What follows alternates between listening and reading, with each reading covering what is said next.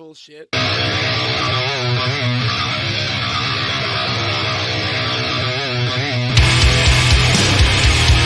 got a lot to say, and even more to prove.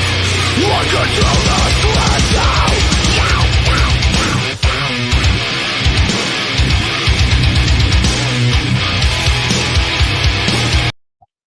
What is up, dudes? I am here on my own right now. I have a special guest joining me tonight, the Kino Corner. He will be here shortly. He's getting all set up and things. I told him I would get going, tweet things out, start drawing, because the sooner I get the drawing out of the way, the sooner I can focus on hanging out and chatting with him about the dope-ass movie tonight, which is Deep Red. Another Dario Argento night.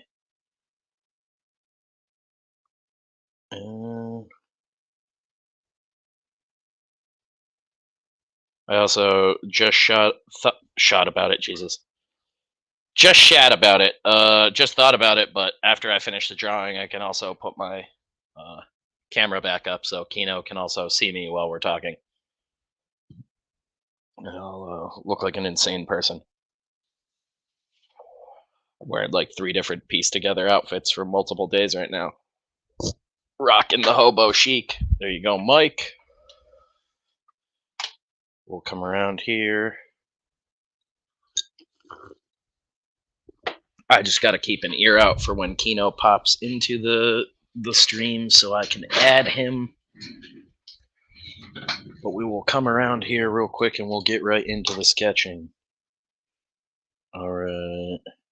Make sure I'm not missing anyone in chat really quick. I knew we were doing the doll tonight.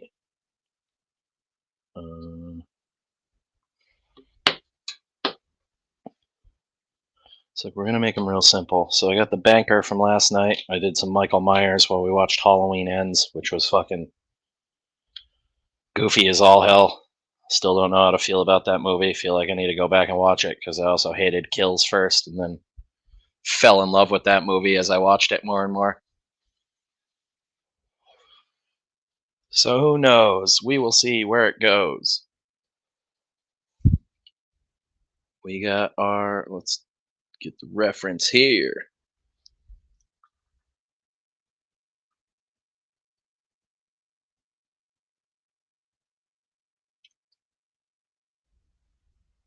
Tonight's little bastard is that fucking doll, man.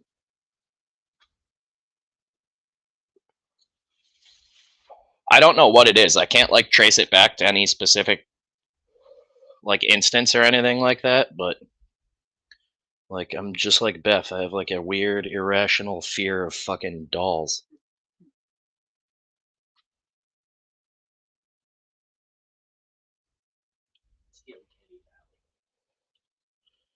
I'm like, don't know where it comes from. Didn't have like a crazy grandma that collected dolls or anything weird like that. There's the cat's getting fucking crazy again. This guy's actually too, his eyes are like proportionally wrong.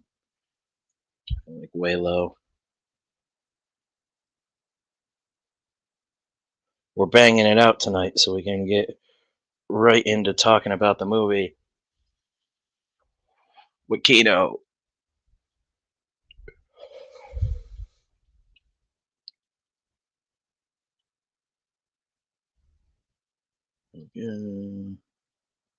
Where does the split happen? Okay, the whole nose is intact. So actually he loses that eye. Maybe I'll just draw him intact.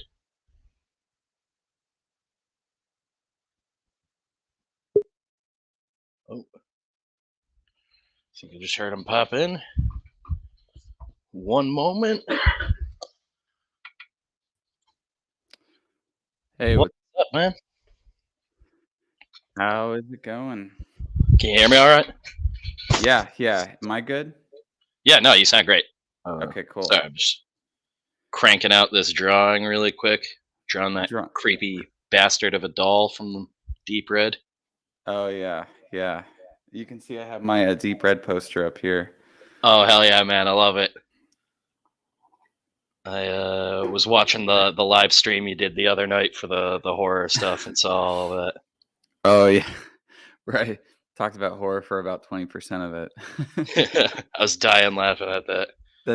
That's kind of just how it goes. Uh, How can I share this? What Share what? webs? Oh, the stream.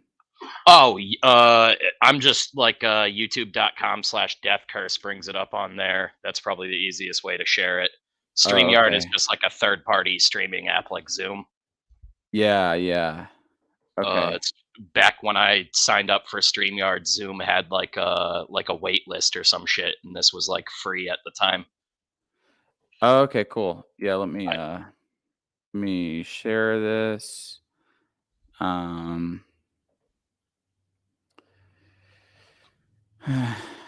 what's come going on, hang Charles out. Reeves, Silvar, dudes in chat? Yeah, I'm gonna go look at the chat here. Here we go. Watching chat. I should Did probably you play. you get a chance to rewatch the movie? Yeah, I was watching it with commentary earlier today, and I watched because I have the 4K Arrow Yeah. version of it, and I watched the interview with Dario Argento talking about making the movie and everything, and so I made it about halfway through a rewatch of the movie with the audio commentary on it to try to get like some more up. But I recently saw the movie like maybe 2 weeks ago, so it's not like it's super, you know, like uh I don't know. Like it's still pretty fresh in my mind because I saw it as like, oh, this is like this horror film with the blow up guy, Yep. like that's how I kind of knew it. And Bit. oh, what were you gonna say? Sorry, no, go ahead. I was uh losing my mind. Oh Sorry. yeah, so of course, like my first Argento movie was Suspiria, which I recently just got the 4K Blu-ray of that, and I'm excited to see that in 4K because I haven't seen their 4K restoration of it, um, and so going from Suspiria to his other movies is a little bit of a shock because Suspiria is definitely like his most um like colorful movie, I would say. For sure. Yeah, like by a large margin, but that's not to say that his other movies aren't like aesthetically beautiful. And I would say that Deep Red is definitely aesthetically a very beautiful movie. Same with Opera and Phenomena. Opera's the Um, one I really want to go back to. That's one I haven't seen like in ages. I didn't end yeah, up putting it on the list this year, but there's yeah, already a ton of Opera is Argento. fantastic. And um, but with Deep Red, it's a funny like it kind of has this, a similar story in a sense. Oh, did I go mute? Oh no, you're good. Oh, someone said he went mute. Oh, I don't know what that is. It has a similar story in a sense. Like it is that kind of Giallo Agatha Christie-esque like murder mystery story like what you get with Cat o' Nine Tails. Um but he introduces this supernatural sort of psychic telepathic element to it with it opening with the psychic and the Palais or the Yeah, like dips its toes into that. yeah, it dips its toes into it. It doesn't make it a huge part of the film, but it definitely puts in enough of it to make it distinct and to kind of flavor it a little bit with the sort of supernatural. Yeah, I wondered too if that was like a at the time, like if that was like a bait and switch, because that is almost to the end of the first act of the movie, and she seems almost like she could be the lead to the film. Yeah. until obviously she meets her untimely end, and you realize she's just the setup for the overall story. But Yeah, like she's the first victim or the first well, I mean the first victim happens, 20 years before the movie starts, but like yeah, the first like victim in the present movie's day. time in present day, yeah, uh is the psychic.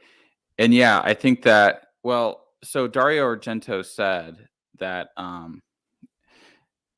wait, here, let me share this to my community tab Do you think? live right now talking about Deep Red.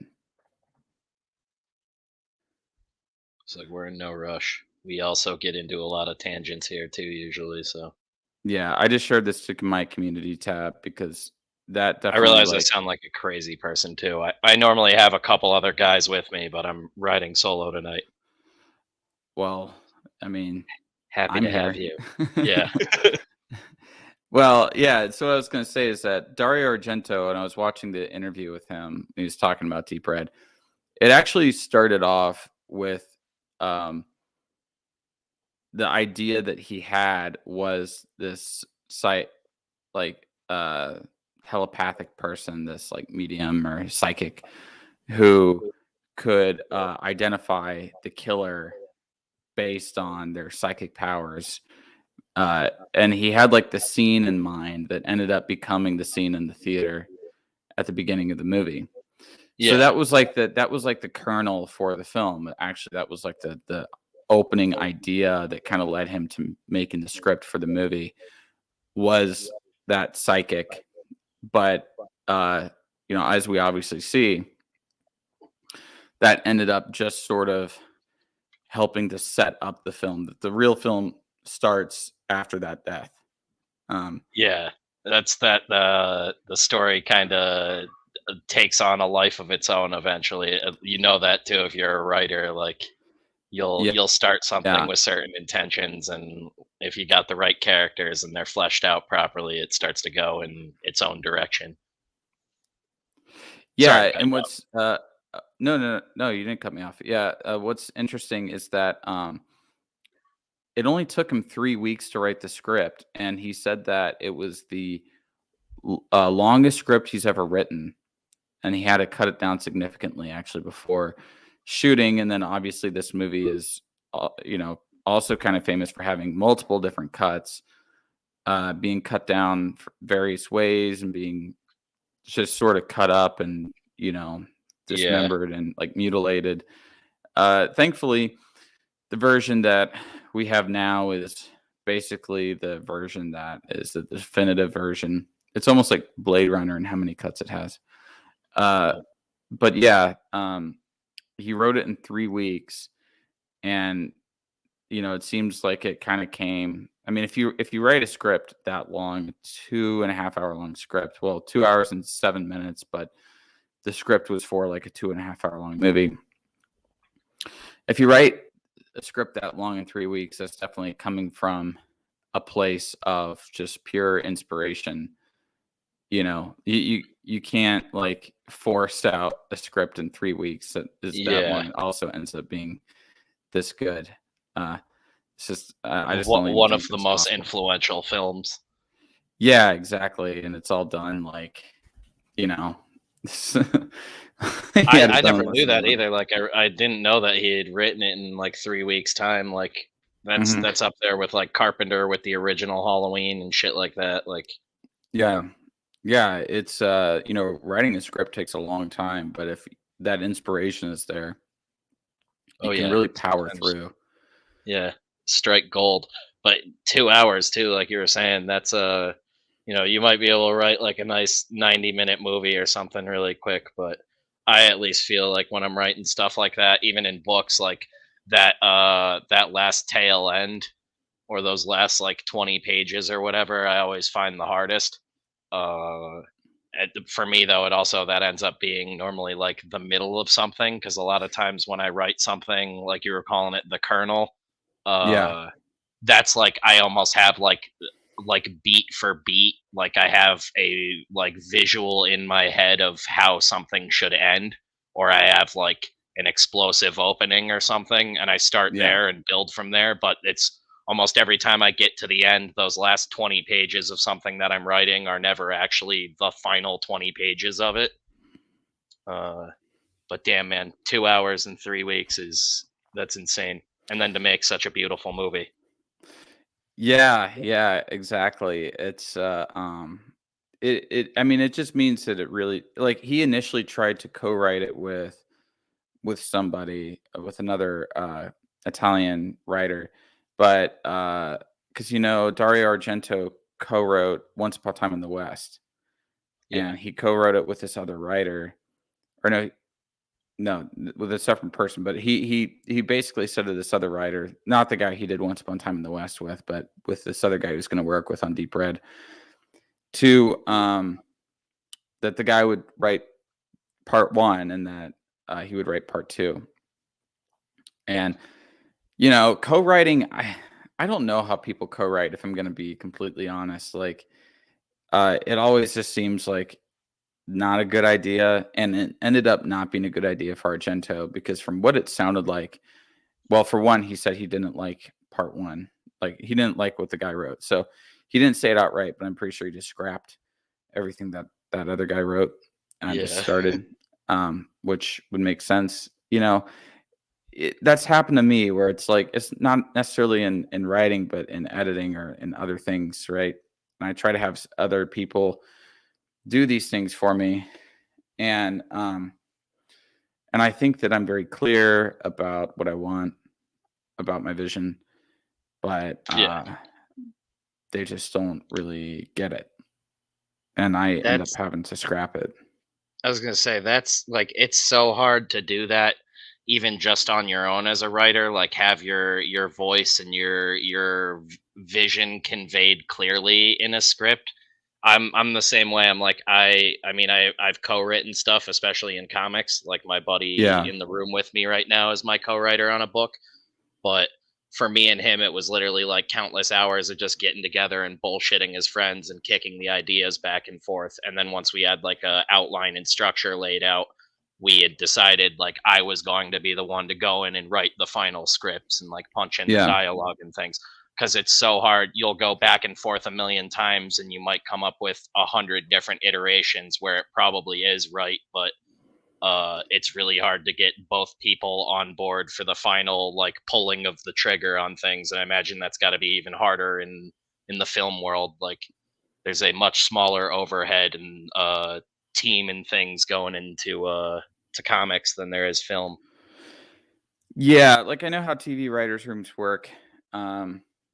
Is that you'll get in with all the writers, around a round table or whatever, and you come up with a general story, you come up with the story beats, you come up with lines of dialogue that you want to be in there, and all that kind of stuff. But really, just one person is assigned to write it, because uh, it will flow better if it's written from one person, rather than if, like, the entire team is writing it, because then you'll have all this different input, but at the end of the day, it will be one writer's voice just processing all that input, and it'll work a lot better than, like, having like a real kind of co-written sort of situation.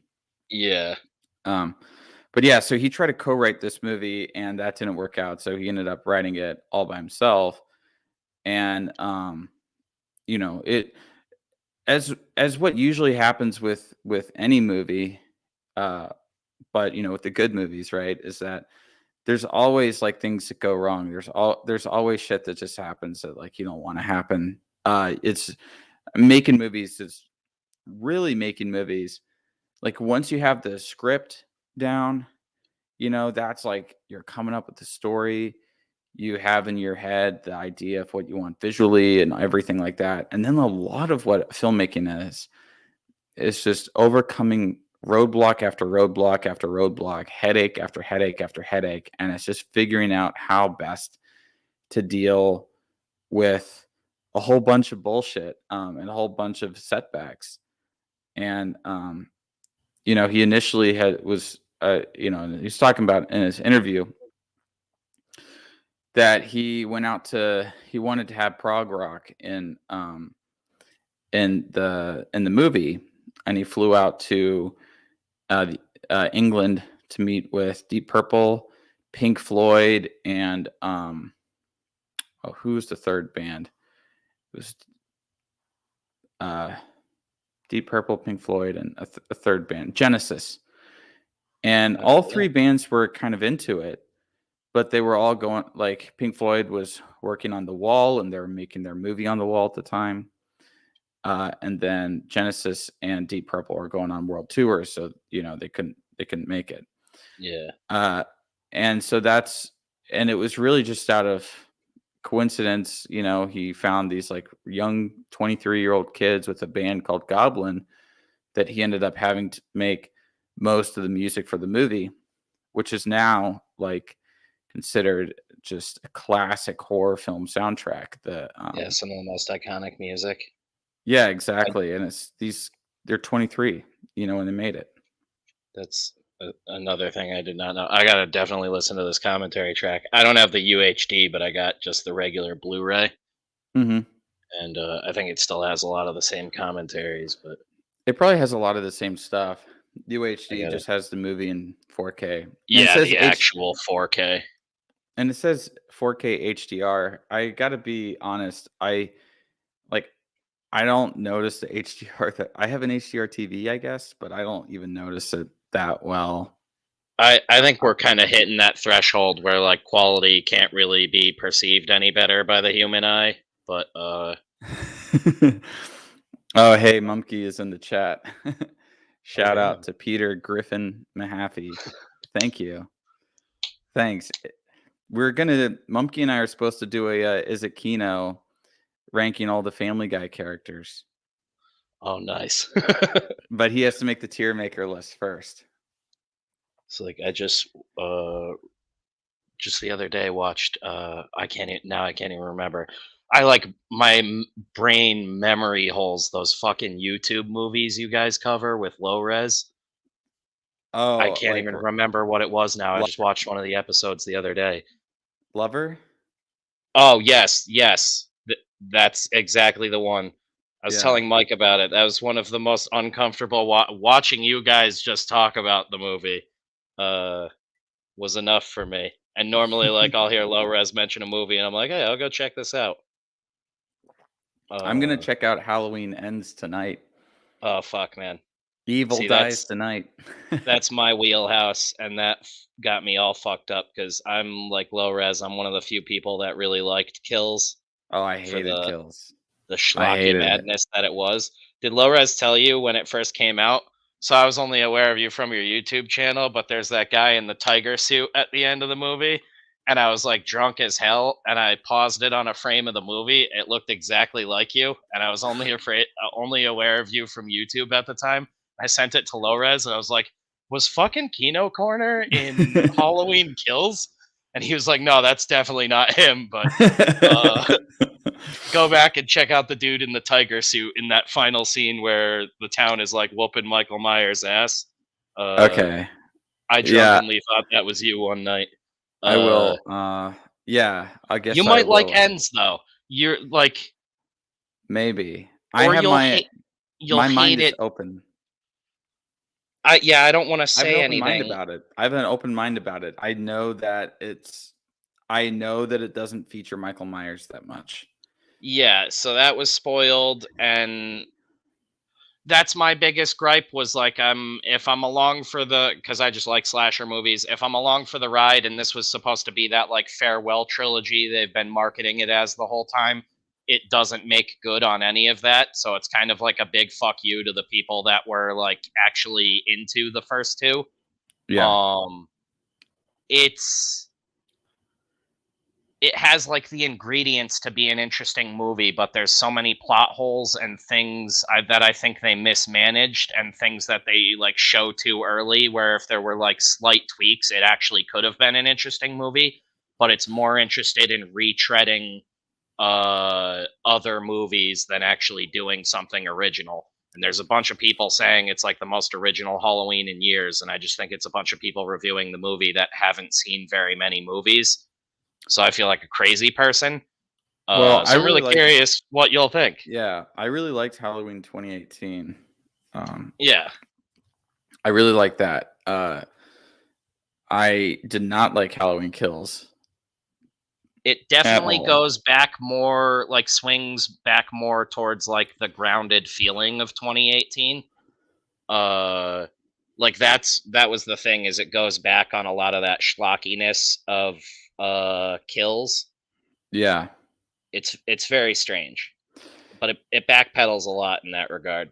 So you might end up yeah. liking it. But I'm also not a fan. I'm Yeah. smiling. I'm smirking because I know I'm about to say some. I'm about to say something you definitely might not agree with. I'm also not a fan of Halloween 3.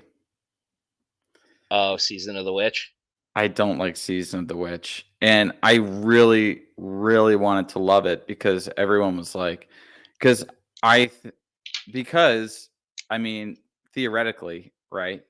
I think that Halloween would be great as a more of like an anthology series where each Halloween movie is a different kind of horror film. And I thought that Michael Myers was good enough in, I mean, when I say good enough, I mean fantastic in the first Halloween. And I thought that just leaving that story end right there was enough. It's the movie Yeah, is a classic and it's just like it's so self-contained. You don't need anything else with Michael Myers. Um I and completely I agree. I'm a big yeah, nerd for the original. yeah, and I just think that, it's like it wasn't John Carpenter's original idea was that like each successive Halloween movie was going to be completely different kind of horror movie. That's why Yep. Season of the Witch is so different. Doesn't have Michael Myers in it. He tried to pitch it for the second one as well, and basically the studio backed him in a corner with a decent paycheck. And that one, I think he wrote in a weekend. He got loaded with Deborah Hill. They got Yeah. like a 30 rack, and they sat down and they were like, what the fuck are we going to do? And like the second night into writing, they came up with that idea to just pick up where they left off. And like in the middle of a drunken stupor, they came up with the bullshit of them all being related. It was Yeah. kind of a bummer. Well, I mean, John Carpenter did not direct it either. So it's like it's kind of like not even his baby anymore. Like he had his first movie, and everyone knows that sequels are always like, or mostly, not always, but they're mostly trash. Um, you do the sequel to make money to pay your bills. Yeah. The first movie's still there. People don't have to watch the sequel. You know, What are your feelings on the Rob Zombie Halloween movies? I didn't care for them. Okay. I didn't care for. I thought that the Rob Zombie. It's been a long time since I've seen them, but he tries to uh, give way too much character to Michael Myers. Was it the Yeah. first? Yeah, I don't know if I saw Halloween 2. I think I saw just his Halloween reboot. But he I has would like say if you Michael. haven't seen the second one, that's, I think, way more interesting of a film, because that's his kind of like this Halloween Ends. That's where he goes full tilt and tries to at least do his own thing. Yeah, Uh, it but definitely it's didn't like work for a lot of people, but with his Halloween, he had Michael Myers growing up in some like white trash household yeah, or some. it like Yeah, explicitly like sets up that like his parents are a piece of shit. It's not like left vague like in the original. yeah. In the original, it's like his family is actually a normal family. Everyone Yeah, is fine. I think the It's mom that. kind of like there's an extended cut or something where I think you see her show up, like you see Michael sitting on the sidewalk outside, and it's the cops showing up, and I think you hear Loomis talking or something. And she's just Mhm, like a waitress or something like that. Uh, she's just a regular girl or regular mom. His sister's like a regular girl. There's mhm. never even any like oh, she wouldn't let him go out trick or treating or anything like that. It doesn't. It leaves everything a question mark. No, yeah, it's totally just like it's a totally normal family. He just happens to be evil, and I think that makes his character more disturbing or scarier. And that like this is an evil that can enter anyone's household, whether it's through your progeny or he breaks into your house and he stabs you. And the other thing about the first Halloween movie is that he kills without really any discretion, which is what I liked about Halloween 2018, is that he does the same thing. He kind of kills without any kind of discretion. Yeah. And people tried to think that, or tried to tie it to like, oh, he's killing people who are having sex or doing drugs and everything like that. But the fact is, like, Laurie smoked a joint at the beginning of the movie, and by that logic, Laurie should have also died, but she didn't. So, but I think anyways, yeah. these movies, if you really wanted to like nerd out and get into the lore of it, if you looked at all of them now, or if you thought of it like the original and then these three new ones, like they try to undo all the others, the only thing that really goes for it, even now with what they've set up, where they like, I think it was the 2018 one where they were like, no, it was never about you, Lori. Like it was just like, it wasn't even like a you were the one that got away. It's just she keeps somehow putting herself in the line of danger, which is I Mhm. think what kind of undoes these new ones, that they Is start that to explain it H2O? in any way. No, that's the 2018 one. Oh, 2018. Oh, okay. Or it might be in Kills where they like really drive that home, but they're like, no, Michael was never after you. He doesn't give a shit about anyone specifically. You just keep like putting yourself in the line of fire. Like it essentially like makes it out that she could have moved away from Haddonfield at any time and it, or like Michael Myers wouldn't have been a problem. You But mean they're just, Pasadena? yeah, right. They're just so like tied to that place that she can't move away, but like these three new ones make it very obvious that like the problem is a problem because she continues to dwell on it. And I think they don't make good, especially by this last one, they don't make good on that, like, you know, your trauma can completely change you and shut you down, and something so obvious as just moving away can not seem obvious from the inside looking out after a traumatic situation like this. But it's so like thematically all over the place across the three movies that it doesn't drive any of it home. But the Yeah. only thing, if you're looking at all of it, that I could think of was like Michael latches on to people that fuck with his mask. And I said it on Low Res's show for the when he had me on to talk about Halloween Kills. I ended up watching that movie like 10 times the week it came out because it was just like, I love this movie, but there's so much wrong with it, and I like can't articulate like why I enjoy it so much, but I also can't figure out like what's wrong with it that I could like what you could change about it that would actually make it make sense. But I think if you went in and made an edit and cut out like every time someone says evil dies tonight after the first time it's said in the script, it's a much better movie. Evil Um, dies tonight. That's right. but after I started to think about it like that, where it's like it's all about people really that fuck with Michael Myers' mask, it made a lot more sense. And on Low Res's show, I said, if you think about Halloween Kills as Michael Myers basically getting to go out for Halloween, think about it of the mentality of you're a little kid again. You know, Halloween's over, you now have to wait all year again to dress up for Halloween, do whatever your outfit is, go out with all your friends, have some tricks, get some treats, have a great time, and then go home at the end of the night. If you think of that as what Michael Myers is doing that night, like Halloween Kills, I think is like the perfect Halloween sequel because it's literally Michael's been locked away forever, daydreaming about getting out and having a damn good time on Halloween again. His idea of a damn good time on Halloween. And he gets out and he goes and does that. Goes absolutely ape shit for the night. And that movie literally ends with him. He's not physically doing it, but like I took it as like symbolically when he gets home and he kills was it Judy Greer? I think she's Yeah. literally named Karen in the movie. That's he's getting home and he's going through his candy. He's literally standing in the Myers house looking out his window, and like the big thing I think they did wrong with that movie, with the movies in general, is not just having it continue. Like Halloween Ends should have picked up right where that left off, and this last movie should have been at Oh, a it breakneck doesn't? pace. It's a 4-year time jump. They announced that right after Halloween Kills came out. It jumps 4 years ahead right at the beginning of the movie. It starts with a like CW TV show recap of the first 2 movies. That's It's so weird because Halloween Kills takes place literally the second. It starts literally the second that Halloween and ends. ends should have opened with a cop being like, he's in the fucking window, and just them opening up on Michael Myers, and he can, mysteriously disappear from there or whatever.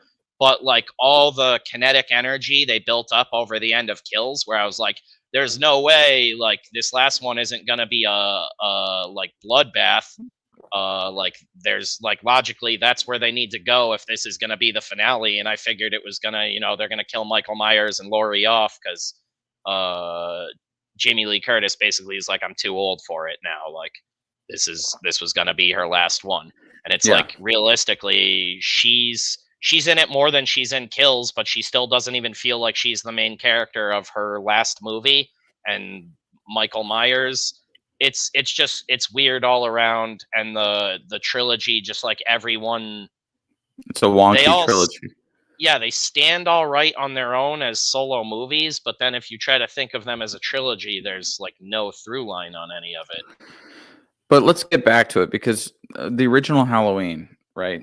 The score of it does kind of feel like it was inspired by the score for Deep Red. I feel like John Carpenter definitely was an Argento fan, or is an Argento fan. They're both For alive. sure. I think a lot of those guys were back then, whether they admitted it or not. Like I tell all my friends, I'm like, a lot of people don't really credit it, but the Italians kind of really created the slasher genre, and we aped a lot of it from them. Well, Giallo is basically like proto slasher, and I mean Deep Red especially is a slasher movie. It's a slasher movie through and through, but you could also say that Blood and Black Lace, which came out 10 years prior, was a slasher movie as well. What the Americans did, like with how Michael Myers and with Jason, and some of these other slasher characters. Do you consider Freddy Krueger a slasher character?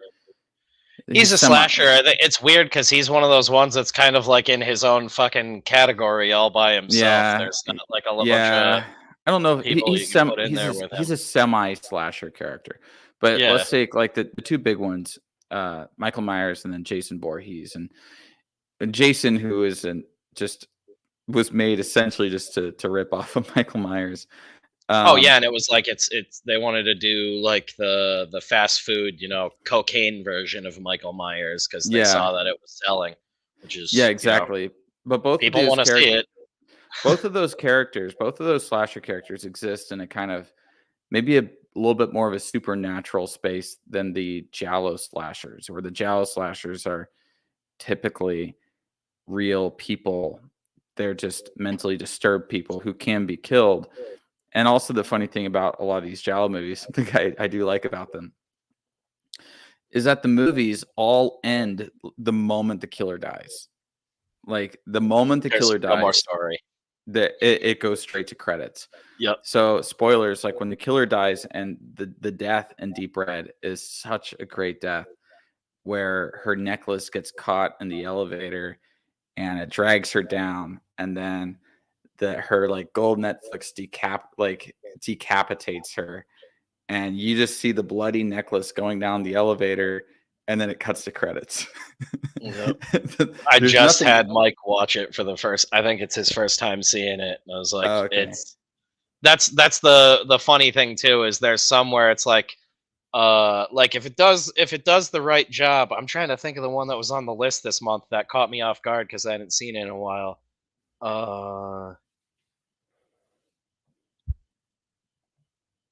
Maybe it was Blood and Black Lace. I can't remember now for some reason.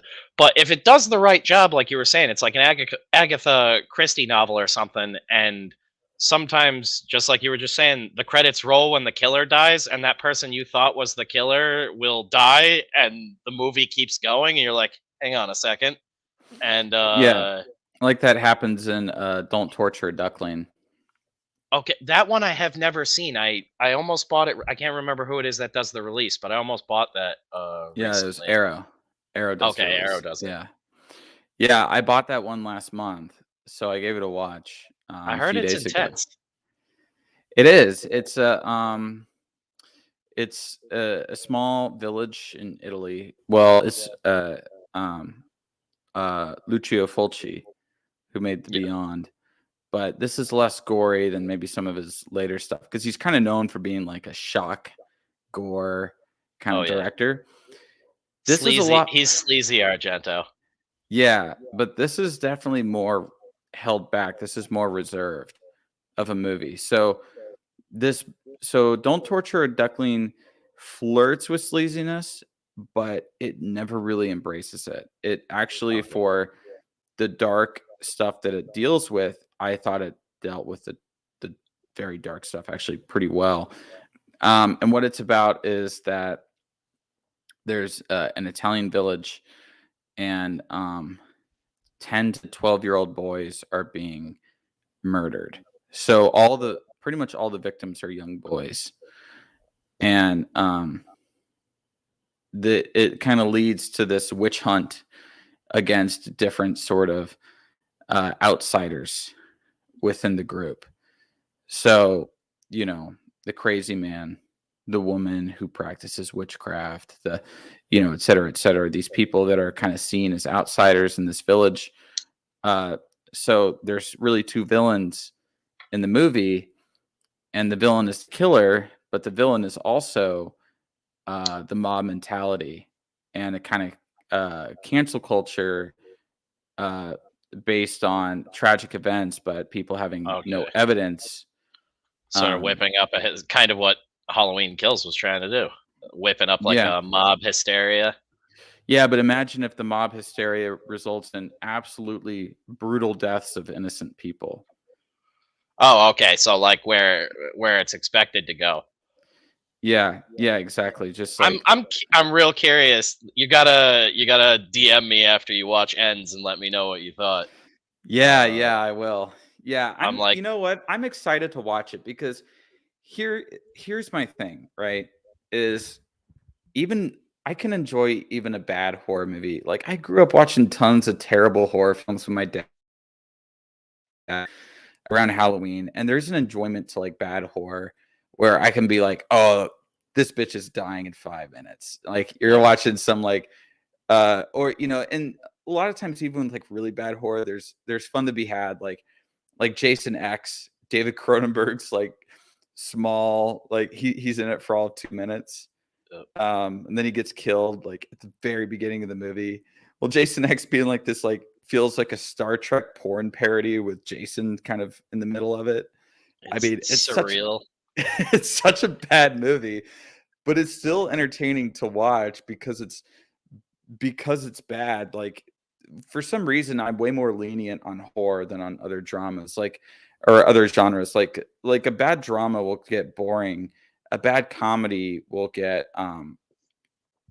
cringe, like beyond cringe. Like, I'm Oh just yeah, like, oh my, no, like I that new can't House fucking Party. You see that trailer today? no. Oh man, LeBron's House Party. It's coming, guys.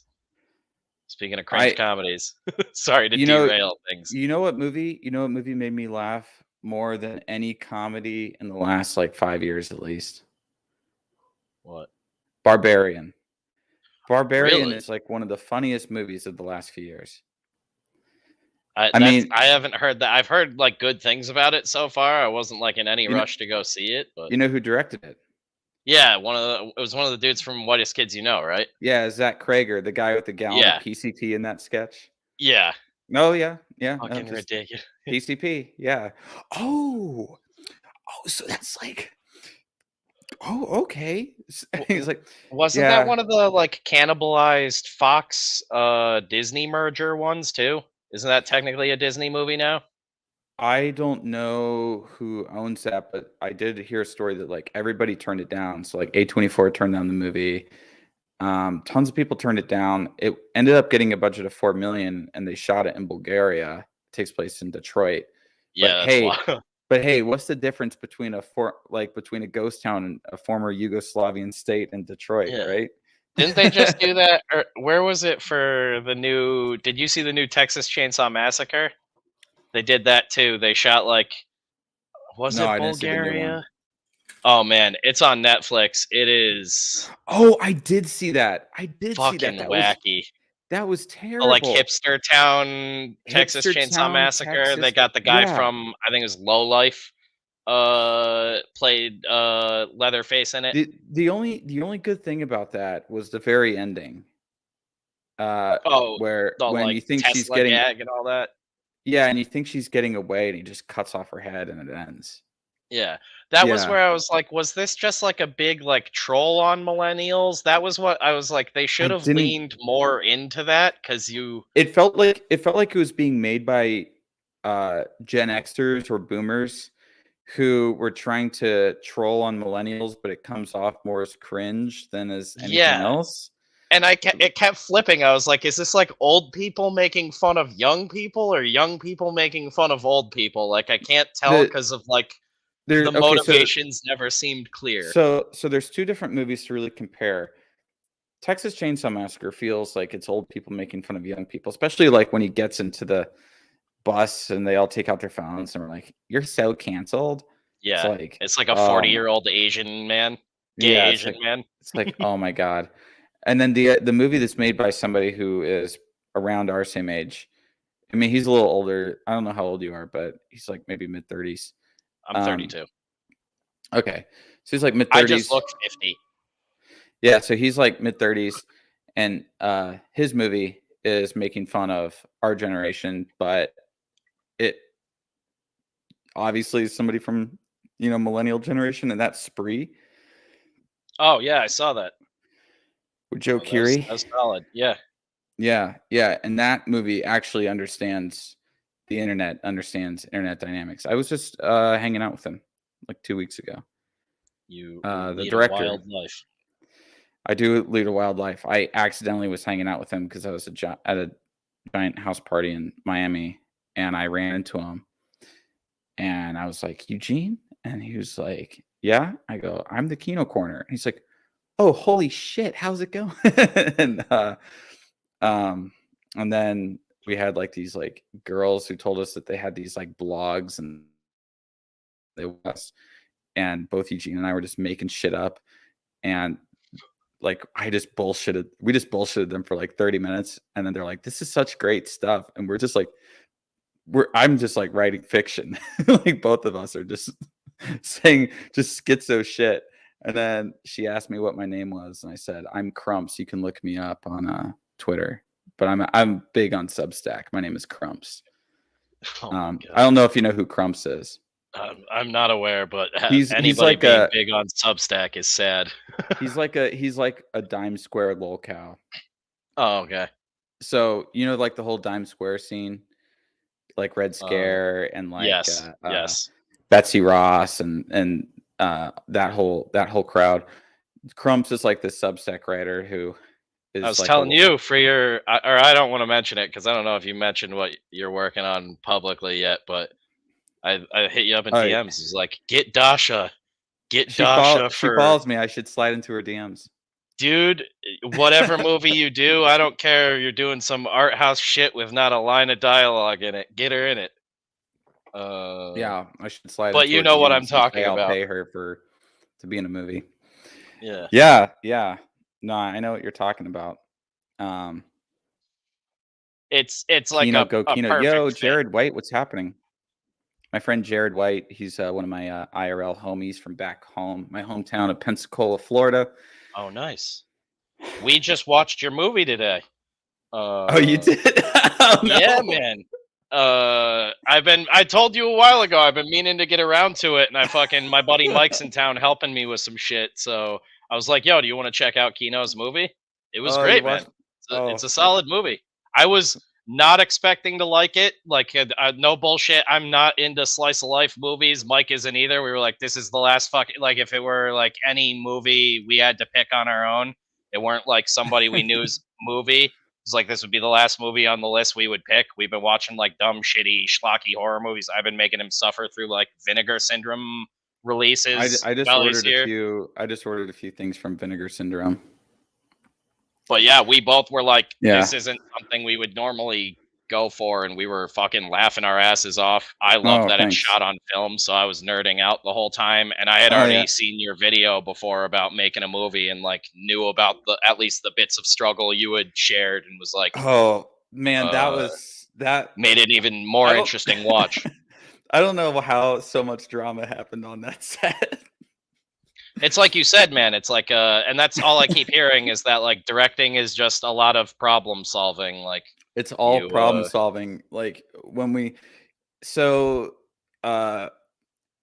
something I didn't say in the video because obviously I could talk for like weeks just about all the shit behind the scenes, and then I have to compress it into like a 40-minute video. But the scenes in the club, it was so dark in there that we couldn't actually see anything through the viewfinder when we were filming scenes in the club. So we had our light meter in there, and we were like, okay, we're going to push the film. We're shooting a 500T film. We're going to push it one stop in post, which would bring it to 1000T. So we were lighting everything like I had, like for an ASA of 1000. And we're like, okay, this says it's exposed correctly. This is exposed correctly and everything like that. But then when looking through the viewfinder, because light is lost, because it's an optical viewfinder, it's not like it's not like on digital cameras where it's an LCD viewfinder. Yeah, it's an optical viewfinder, so light is lost as it's reflecting and refracting to your eyeballs, and it's actually completely dark. You're getting what it can catch. Yeah, we're seeing absolutely nothing through the viewfinder. So all that stuff was blind. That's what I'm dreading for what I'm working on, man. I barely know what the fuck I'm doing on my own. I'm like, oh god. So when you needed a place for New York, I was like, oh, it might be great to have him come by. I can show him the set because we're building the set in my basement. So it's like, oh, I can have someone who knows what the fuck they're doing to like look at it real quick and bounce ideas off of them. I still might hit you up. The NPCC people told me that they're gonna, have me crash at their Airbnb. But we'll be on standby. We're still coming up that day to hang out for a bit. I haven't even got my plane tickets yet because I want to wait to see what their schedule is. Because doors always open, man. It's like, okay, what if I just fly in like that morning? I'd rather get in the night before, just because obviously flights can get fucked, and like I've been there. I don't want to get fucked with this, considering that like I'm one of like 2 people on the guest list for the Gallo event. So yeah, that'd be weird. Yeah, exactly. Not sure. Although Gallo, he's a weird dude. He'd be like, "Oh fuck, this guy big timed me." Who didn't show up on the guest list? Yeah, who is this Kino Corner? I know. Vincent knows me. I told Vincent I was going to come. Of course. You called him. Yeah, no, I have his number. I've been texting him. God damn you, man. Doing everything. That's awesome. Well, I mean, like, stoked to see whatever you're doing next. I have to say that the world that I operate in is very tight-knit. It's very tight-knit. It's a very small world. So it's like, once you're in it, everybody knows everybody. There's no like you enter the world and then you're completely connected to everybody within that world. Yeah, you cut hands, you shake. And if you don't know them, like tons of people who do, and then it's just a matter of time. And it's just because people who now have to exist outside of Hollywood, who have to make films outside of Hollywood, and there's more of a sense of like having to band together because Hollywood has rejected you. That's how it should be, though. Like I like grew up, and a lot of my writing style comes from like the like 70s grindhouse boom and stuff. Like I always loved the idea that a guy, a crazy dude who had done a little bit too much cocaine could walk into a bar with like 20 G's and get a couple chicks who wanted to show their boobs in a movie and a couple of guys who wanted a fist fight in it, and they could travel around to a couple locations and slap an action movie together, and a couple of drive-ins would play it. Yeah, I love that kind of stuff. you should talk to my friend Lewis. He's going to be at the event. He runs Massacre Video. Yeah, that I And was already looking at that lineup. I was like, that's my kind he's of stuff.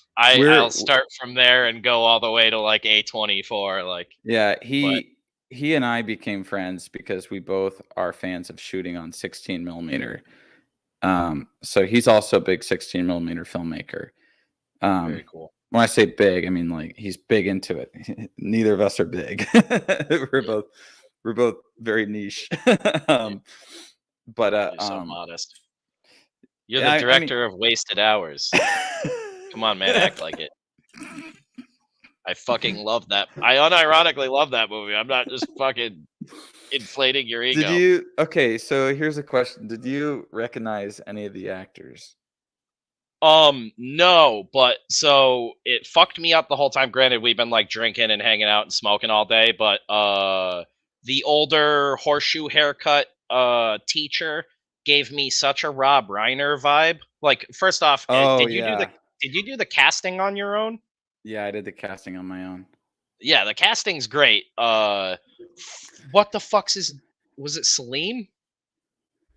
Salim. That dude fucking steals the movie. Oh, that's him in real life.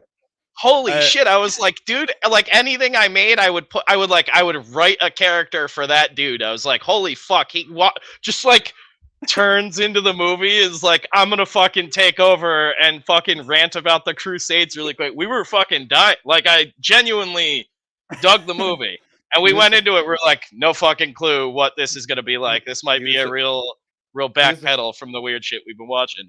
He was the first person I cast. And I barely wrote anything for him. I cast him as himself. Holy shit. So I would just tell him, you got to hit this, you got to hit this, you got to hit that. And I'm like, because he's not a traditional like he's not an actor. I mean, he's like done a few student movies and stuff, but like most of the people in there are not actors. He's not out there gunning for parts and stuff like that. Yeah, exactly. Like he has his own job and everything. We went to high school together, and I was just like, okay, Salim, here are like the beats that you got to hit, and I'll let you know. Like I'm by the camera. I'll let you know like 10 seconds. You know, like when to kind of start winding things down. And that's just we would just get a few takes of him ranting that way. The one thing he was like very opposed to doing, but he still did it anyways because he's a good boy. Was the whole conspiracy theory about the Yetis, which is my personal conspiracy theory about. I'm like, I wish I had a second set of headphones. Like, Mike is like standing next to me, nodding. So the funny thing is that I put that in there because I actually got a girlfriend by telling her that conspiracy theory. I have no idea it worked. That's all I can say. It worked. Hopefully, I can pass this on in film form, and some dude will quote this movie immediately. Yeah. Well, I mean, like the movie was very inspired by like Linklater, obviously, like Slacker. Yeah. Slacker definitely, I think, was like I would say Dazed and Confused, but so here's my connection, the movie's connection to Dazed and Confused is that the teacher who's like the kind of teacher who just doesn't give a shit about teaching, his identical twin brother is the star of Dazed and Confused, and then that actor is the star of Mallrats. Okay. That's the wraparound one that comes around at the end, right? After the show? Yeah.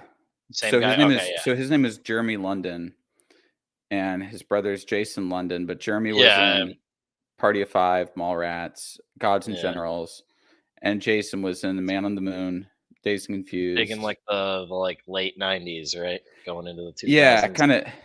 Well, kind of early to mid 90s to late 90s. Yeah, the whole 90s, They were like kind of big like 90s stars, but it's kind of like looking at this like 90s star like who was like a teen rebel sort of, but now it's like now he's like grown up and just sort of has regrets, I guess, about his life.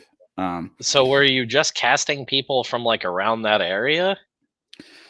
Let me think. A few of the people, yeah. A few of the people, no. So there were some people cast from Atlanta, and some people cast from Austin. Yeah,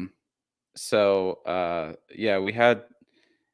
Let me see. So Sarah, Paul, Luke, Ashley were from Atlanta, and then Carson. And then I forgot the other girl's name, the Asian girl, and they were from Austin.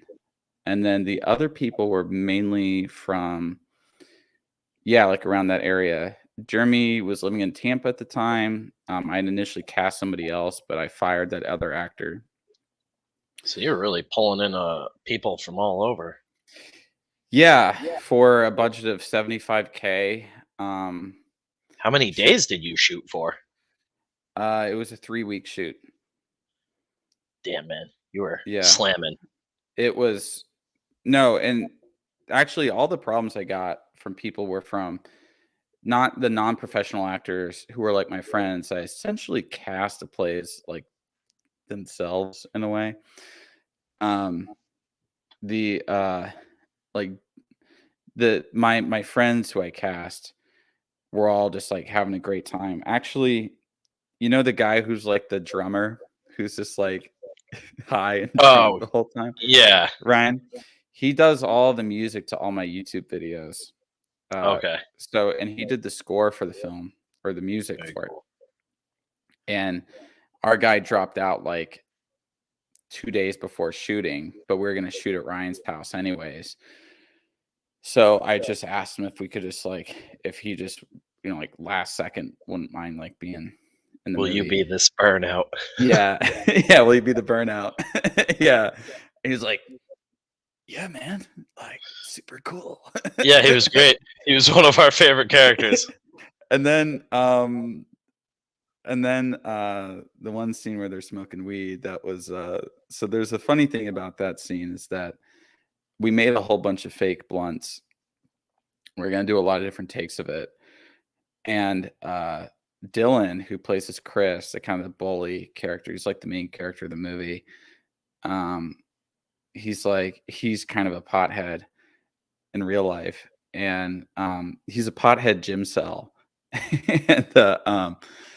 And he was like, dude, he goes, you need the pothead audience for this movie. And let me tell you, if potheads see us like smoking fake blunts, dude, it's over. Well, no. It's so fucking over, dude. They'll We got to know. get a real fucking blunt or else this scene does not stick. And so I was like, okay, well, I'm like Mr. Basically straight edge at that point. And Wholesome Kino. wholesome Kino, yeah. And I'm like, oh, okay, I guess I gotta go find a blunt. I don't know how we do this. But we had this like old Southern guy who, because the party scene we shot at my parents' house, and my parents were out of town for some thing or whatever, and so they hired this like old Southern guy, like a good old boy type of guy, to take care of the dogs, and really nice guy. And so he's like, should have hey, just had him in the party. yeah, just like hanging around. Yeah, Yeah, just don't address it. He's making out with a chick like a third his age. He'd probably be down for that. And he was like, hey, he's like, some poor extra. He's like, you need some of that good stuff. And, he's like, has this like kind of not like a strong Southern drawl, like a very like, as I said, like the good old boy sort of Southern drawl.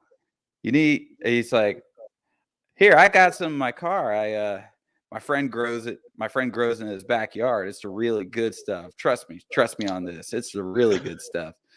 And so he gives us a joint, but we have one joint and so we're like, okay, one take. I'm like, hey, well, we did 2 takes. So here's how it happened, right? So we started and we go, okay. I said, for the first take, let's do it where that actual scene was half a page long. It was like literally 3 or 4 lines of dialogue. It was like nothing. Yeah. So like, okay, let's get the scene done and let's do a second take. And how I really works with the actors is I'm like, look, if the line doesn't work for you, just say it how you would say it. Like I'm not precious with any of the words. Just if you get across the idea and you make it sound natural, then I'm happy. So I'm like, okay, so for the first take, you guys are smoking this and we're shooting it, and then we're gonna do a take 2, and then I'm gonna allow for improv after that. So then, because of the whole thing that it was like baked in the, they accidentally baked it in the brownie, and they're smoking like this like chocolate weed or whatever. I say to Ian, I say, Ian, why don't you like say, this tastes like my grandma's cookies, or this tastes like my mom's cookies, or something like that. But what had happened was I had talked to them all beforehand. And I was like, this is real weed. You're all comfortable with this, blah, blah, blah, blah, blah. And of course, like, it's fucking weed. Like, everyone's comfortable with it. Like, they're like, yeah, fine. Like, I don't care. And so then the first take, they do everything just off the script. The second take, that weed kind of hits him, and he gets really fucking high. And so when it passes to him, he says, dude, this tastes like my mom. and then everyone behind the camera, I had a look, I go, fucking shut up. Like, I was like, keep rolling. Yeah. So we just like ran with it, and then this motherfucker just struck oil. Yeah. And then he's like, shit, I meant to say it. Like, when he said, I meant to say that it tastes like grandma's cookies, like, he's not playing the character. That's him breaking character, actually. Like, freaking out that he got the line wrong. And then Andrew and Dylan were like, dude, you're not allowed to do drugs anymore. But I was like, this is too good. This is my favorite moment of the movie.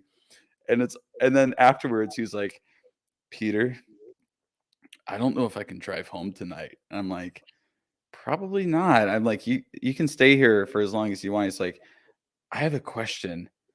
Like, how fake was that weed? I go, it was real. I told you that it was real, and then you said that you were fine. He goes, oh shit. I was like, he's like, that was real. And I'm like, yeah. I'm like, but just ride it out. We have another 6 hours of shooting. Just chill out here, and you'll be good. And oh my god, works way better that way. We talked about that too. We were like, if you write anything in with like it's like an eating scene. Mm-hmm. If you write that into something, I feel like if you don't nail it in one take, especially on film, that I'm still like trying to parse that in my own head, like how I'm gonna pull all of that off.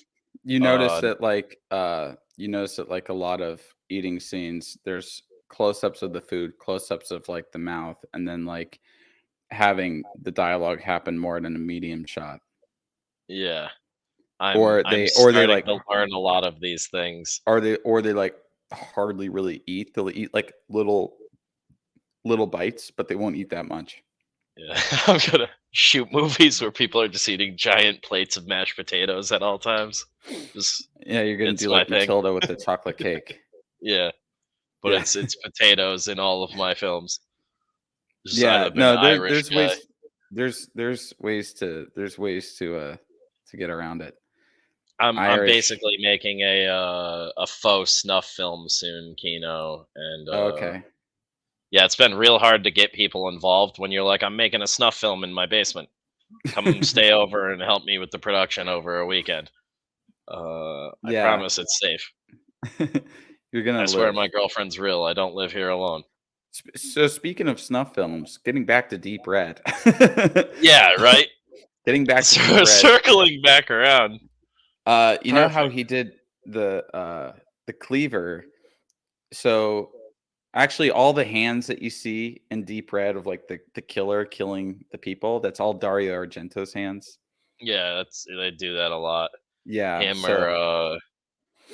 I can't remember her name now. He had like that female assistant that worked with him on a ton of shit. She would do it a lot of Yeah. times. Just glove up and do Yeah, wacky put on shit. the black leather Yeah. gloves and you I just get the need to job send done. you. I told you about this script a while ago, but I have a script I need to send you now that like I'm still working on it, so it's pretty jumbled, but I feel like you would get it more than anyone now.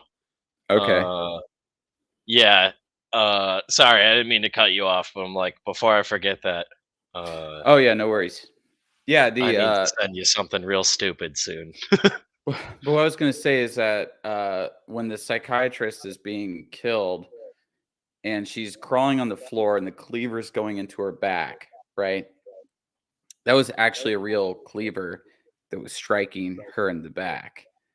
What they did, and I thought this is pretty interesting, kind of a little bit of ingenuity here, but still it would be scary if I was the actress.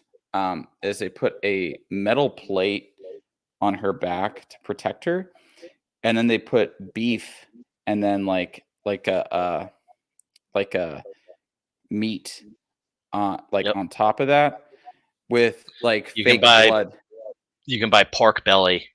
Yeah. You can buy pork belly with the skin still on because it's flat and looks very close to human skin.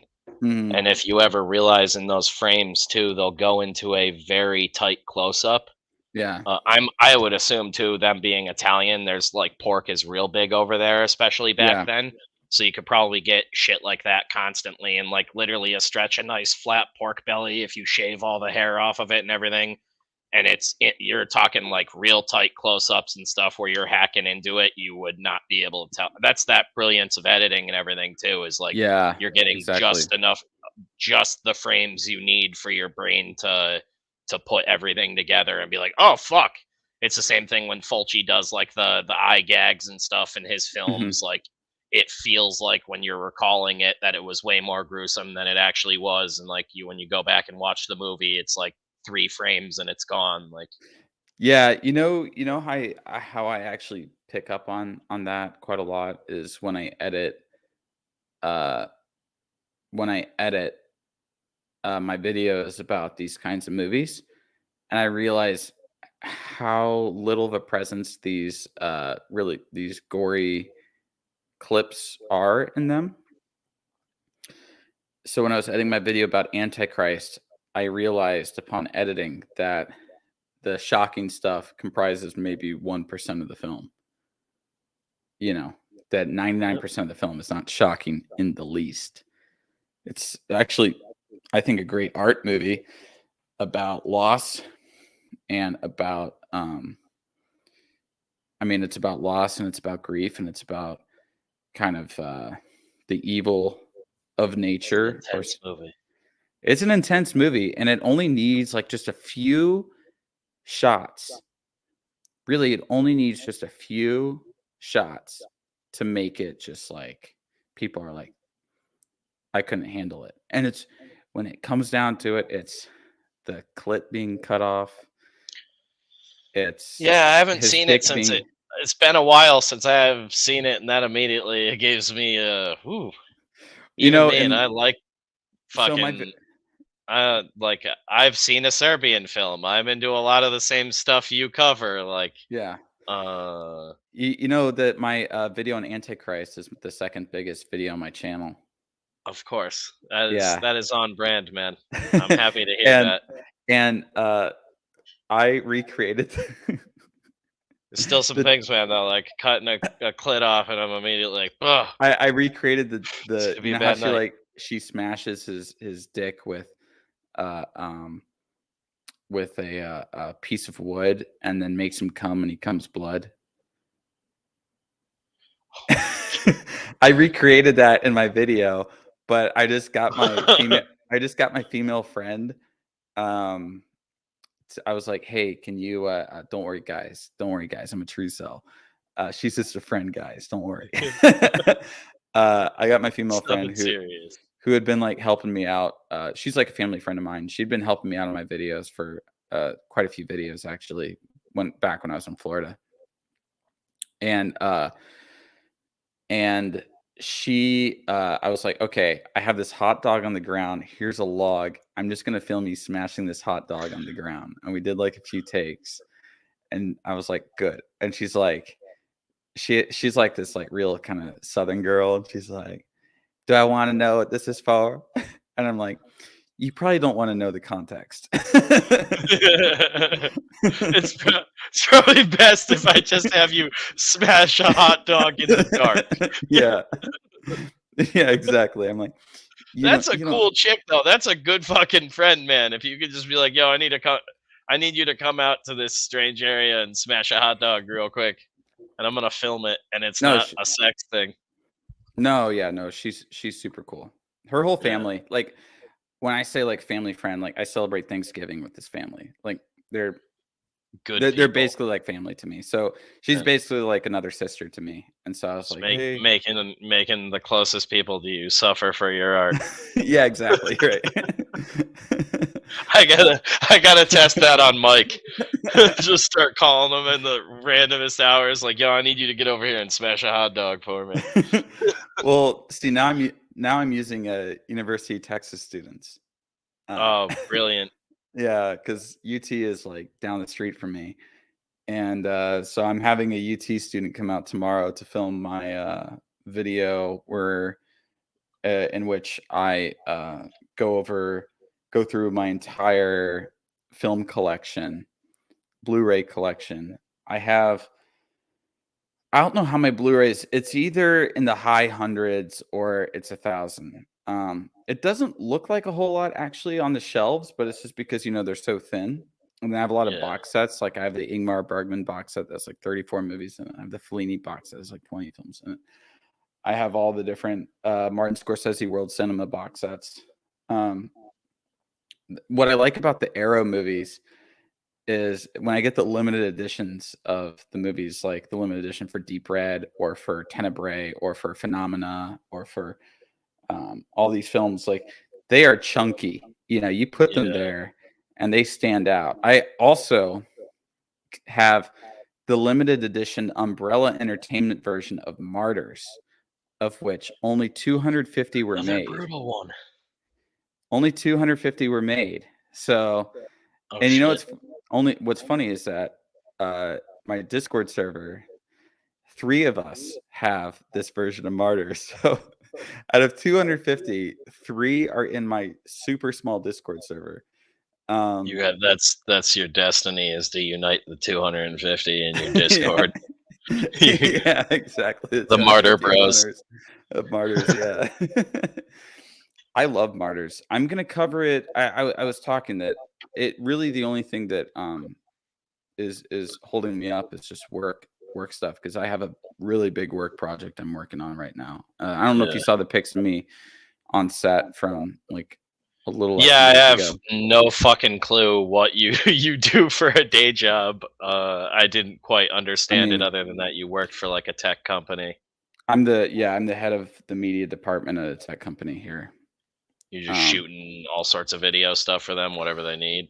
Yeah, I shoot all sorts of video stuff, but I also I'm technically director of strategy, so I'm like an executive level. But I'm also the it goes beyond. Is to have them finance a film. That's the idea, right? Yeah. I'm trying to have dudes, I got a strat. No, they are open to financing a Giallo film about the tech industry. So that's kind of, I think I'll take a month, maybe. I'm making a short film in January. I just went to a meeting last night to make a short film in January with some of my friends. No, I'm going to shoot this one on mini DV. Oh, okay. Yeah, so I'm going to do this one. Actually, it's going to be a mix. It's going to be mini DV. It's going to be multi-format. And I think it's going to be really interesting. It's going to be a drama, but so my friend is writing it. But I was in a meeting with him and with my other friend who's an editor for Terrence Malick is helping me out with it. Yeah. No big deal. Yeah, he edited the new Terrence Malick movie that's coming out in the next few months or next year or something Very like that. cool. The way of the water, the way of the wind. I got a buddy who used to edit porn. That's about as high as I go. Like I way have a back few- in the day when that was like an actual job and not just like a guy in like, I'm assuming, Premiere. Not just like, a boyfriend, right? Yeah. Yeah, the guy Take who's my also doing the fucking. take my OnlyFans photos. Yeah. Back in the day, it used to be an art form to edit porn. But yeah, so we're making this movie, and I'm actually really excited about this short film. It's gonna be like a 15 to 20 minute long short film. It's gonna be nice to do something that's not YouTube. It's gonna be nice to do something Subverting that's- expectations constantly, man. If I only knew of your YouTube now, I never would have expected a slice of life movie for your first feature. Yeah, I was really telling into Mike, slice I of was life. like, I know you like the movie, but he's not on YouTube much. So it's like, now if you go watch his YouTube, it's gonna be like finding a completely different person altogether. I was like, it's not the dude you would think would have made this movie. Like, what made you want to do something like that first?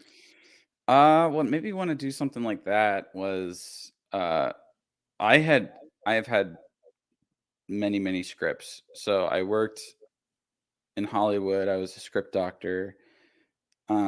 So I was a freelance writer. I was like a guy that people would send their scripts to, and I'd punch them up. And some of the scripts I worked on ended up getting to the top of the blacklist. I would get into talks with all sorts of studios, and through that, I became really disillusioned. And in that process, I also got a job working at Troublemaker Studios here in Austin for Robert Rodriguez. I worked my way up. I started working at the kind of executive levels, like an assistant to the executives, producers, and whatever. I started off as a PA. I actually wasn't hired on as a PA, but the budget for the project we were doing, called A Rebel Without a Crew, got cut, and they made me start doing PA work. And I hated I was just supposed to be a logger. Like I was supposed to be like logging stuff that was happening. And they started making me do PA work, but I made sure that my logging, and each night I would have to write a synopsis of each day. And so I would write like these like kind of witty, 3-page things at the end of each day, like about everything that happened. And the producers all saw that I was by far the best writer in the entire crew. So they actually took away my PA duties, and I no longer had to do any of that, like, bitch work. Yeah. So they took that away, and actually the production manager still tried to get me to do the bitch work. And then the producers all sat him down and told him like they would fire him if like he tried to like tell me to do anything again. They were like, you do not mess with Peter. He is ours. I was like being fought over, and they were like, you need to like, basically they're like, stop talking to him. He no longer works for you. It was actually kind of cool. And, but yeah, so then they brought me on, and I became like the logger for the show. They turned everybody else into PAs, and they kept me as the logger. So it was actually kind of a fun job because I would have a TV, right, like this giant, like 90-inch TV in front of me. They had all the different camera feeds from all the cameras, which were 10 cameras. It was like, have you seen The Man Who Fell to Earth? Yeah. When David Bowie has all the TVs and he like turns it up and he's like watching all the TVs at once? That was me. That was me for weeks. I was watching all the different, I was listening to every single lav mic. I had my cans on, listening to every single lav mic, watching like all the different stuff going down, like logging, like I was typing at like 120 words per minute, like, like, okay, this time, like I had like I made like these keyboard shortcuts to put in the timestamps, so of everything that was happening, and it's like she says it, blah blah blah, and then like at the end of each day I would highlight like the important things, and I would like do a whole write up and all this kind of stuff. Anyway, so this show was about these filmmakers making movies for $7,000. Well, it's like a reality thing. Reality, yeah. Maybe it was more like it was to celebrate the 25th anniversary of El Mariachi. Okay, yeah. So it was a docuseries, basically like the sequel to Robert Rodriguez's like 10-minute film school. I don't know if you ever remember watching that video. Like I watched that video as a teenager. Yeah. Mm-hmm. And so it was basically like he wanted to do a more fleshed out version of that, where he had basically these filmmakers that he found from around the country try to recreate his experience with El Mariachi to show people what making a movie on a low budget is actually like, and to also show how it's possible. So it's supposed to be, so I hesitate to say reality. I want to say more like documentary, edutainment type TV.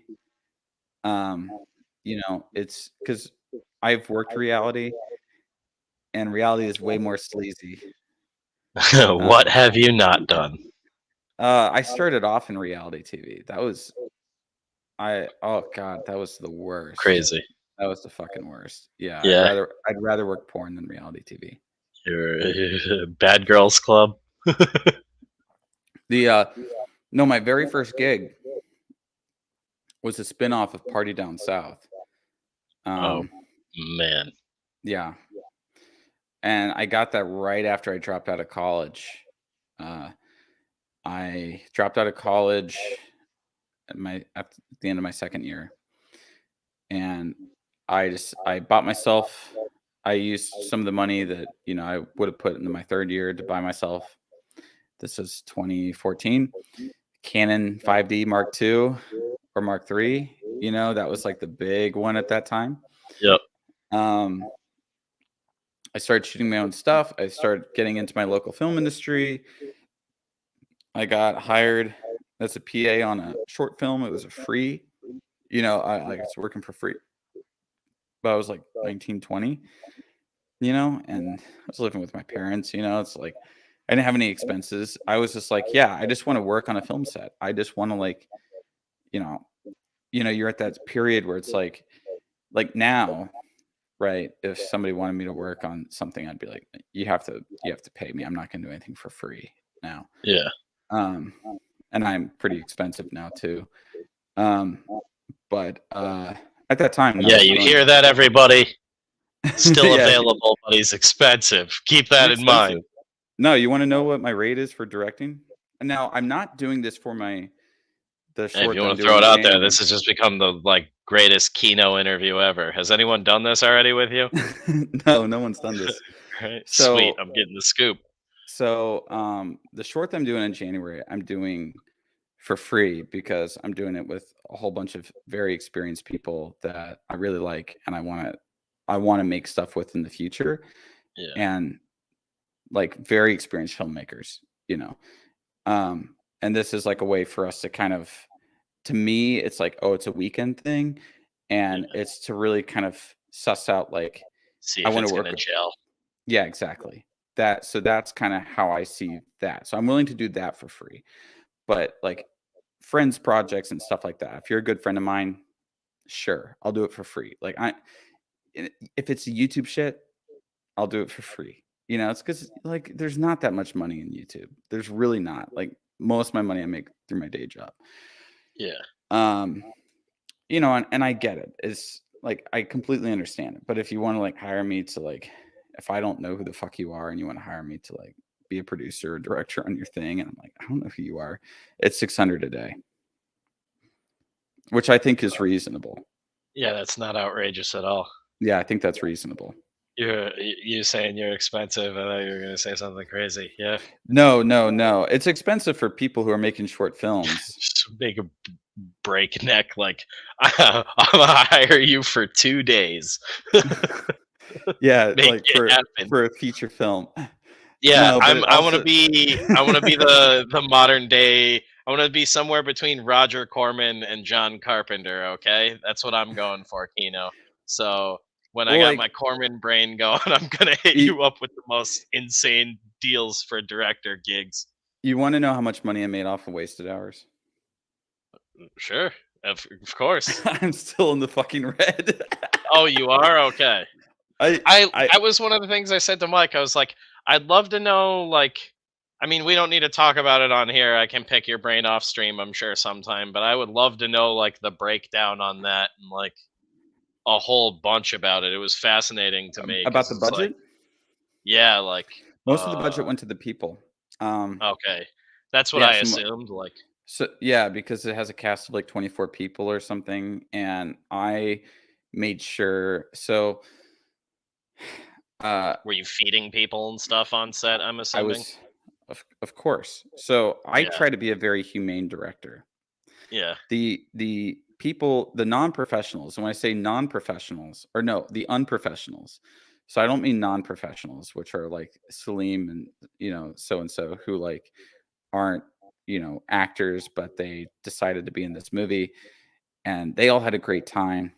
The unprofessionals are the people that wanted to be actors, and this was like their first movie, and they thought that I was holding my dick all day, not doing anything. They're not. He's not shooting anything because they expect me to shoot the entire film in one fucking day.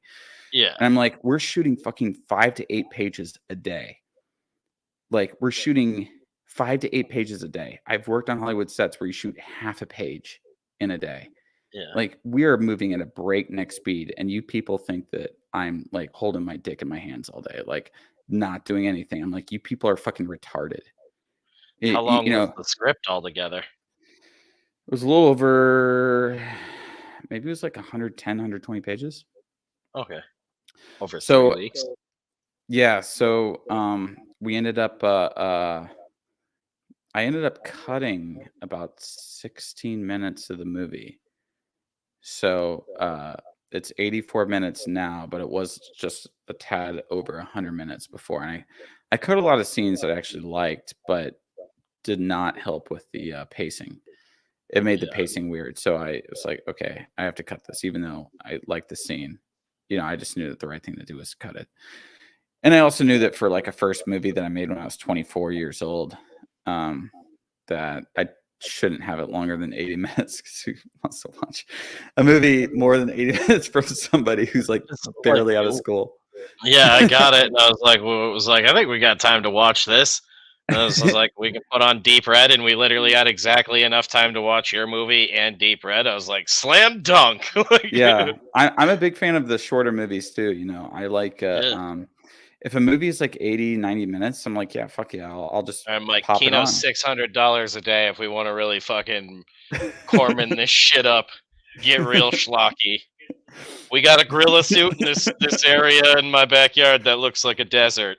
Oh, by the way, in case people are wondering what I'm drinking tonight, it's soju. Soju. My girlfriend is that. I hope she's watching. She'd appreciate that joke. You're Irish? Yeah, I'm Irish. Girlfriend's Same. a Jew. Well, mine is Russian, but I'm Irish. Oh, I thought you were gonna say I don't have one. Beth is so Jew. Yeah. No, I'm a fake cell through and through. Yeah.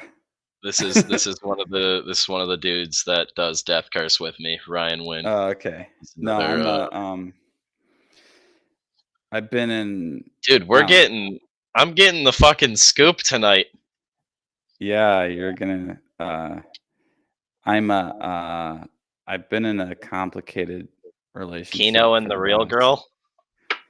For the last Kino and the real girl. No, yeah, I've been in a complicated relationship for the last few years. It's been kind of on again, off again, but it's on again now. So I hope the best for you in all of that. Yeah, I know how that stuff can go.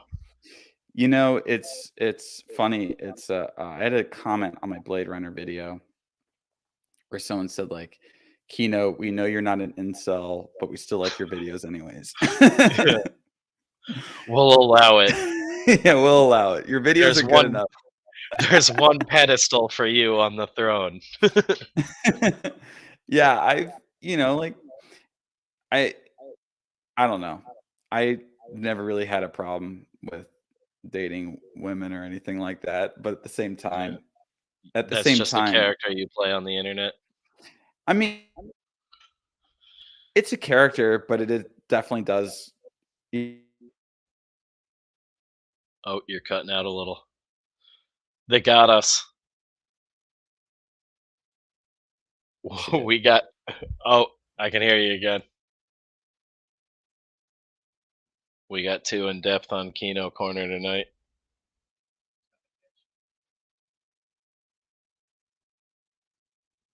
It's like, did they get Kino?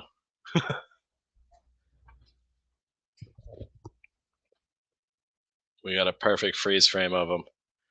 Right after I said I'm dating a Jew, this happened. Perfect timing for you to come back. Welcome back. Oh, thanks. Yeah, so no, like so I am a fake cell. Oh man, Um I'm gonna have to like Unfortunately. rename this stream tonight. yeah, the ultimate Kino Corner interview. Yeah. Oh my god, this was completely unplanned, guys. It's like I'm in Yeah. my office full of insane shit. You can see some props and things coming together for what I've been working on. My Oh yeah. slasher stuff in the background, and old beer bottles and things that we're using for set dressing. Oh Them wait, sweet little. you want to see something that I have? I'm gonna Oh hell yeah! I'm gonna go put something on right now.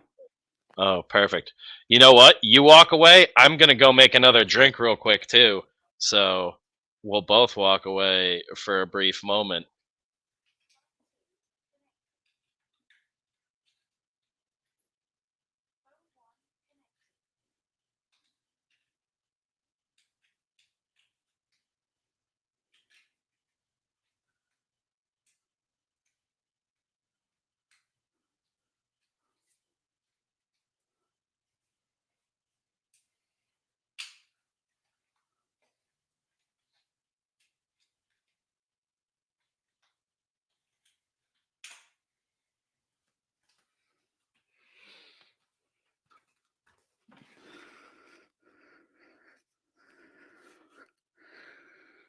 Hey guys, how you liking the stream? I just killed Spencer actually. I ate his liver with some fava beans and a nice Chianti. I actually got this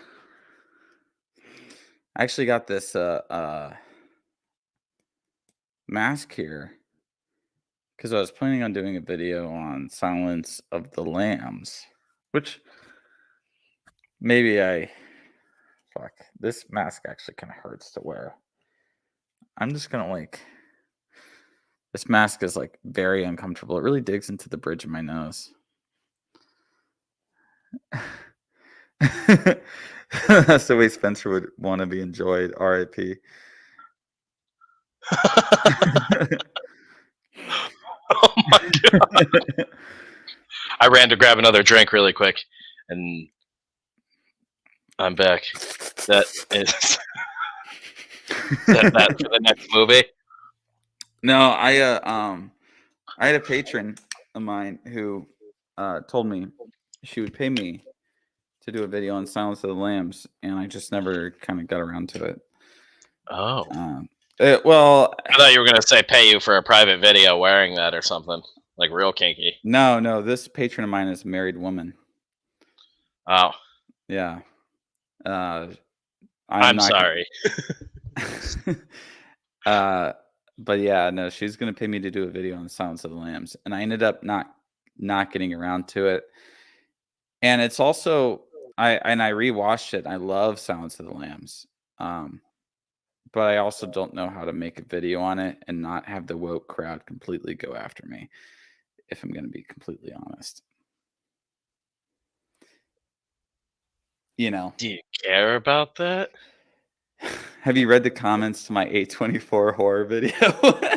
Oh no, but I love that I like didn't feel insane after watching that. I was like, I'm not a big A24 fan.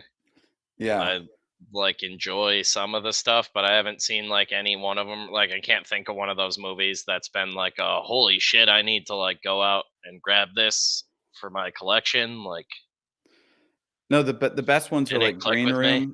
Green Room, which is more of a thriller than a horror. Green Room, I like. That'd probably be Yeah. my like. I didn't even know that was A24. Like, Yeah, The Lighthouse, which I actually think is more of a dark comedy than a horror, but it was billed as yeah, horror.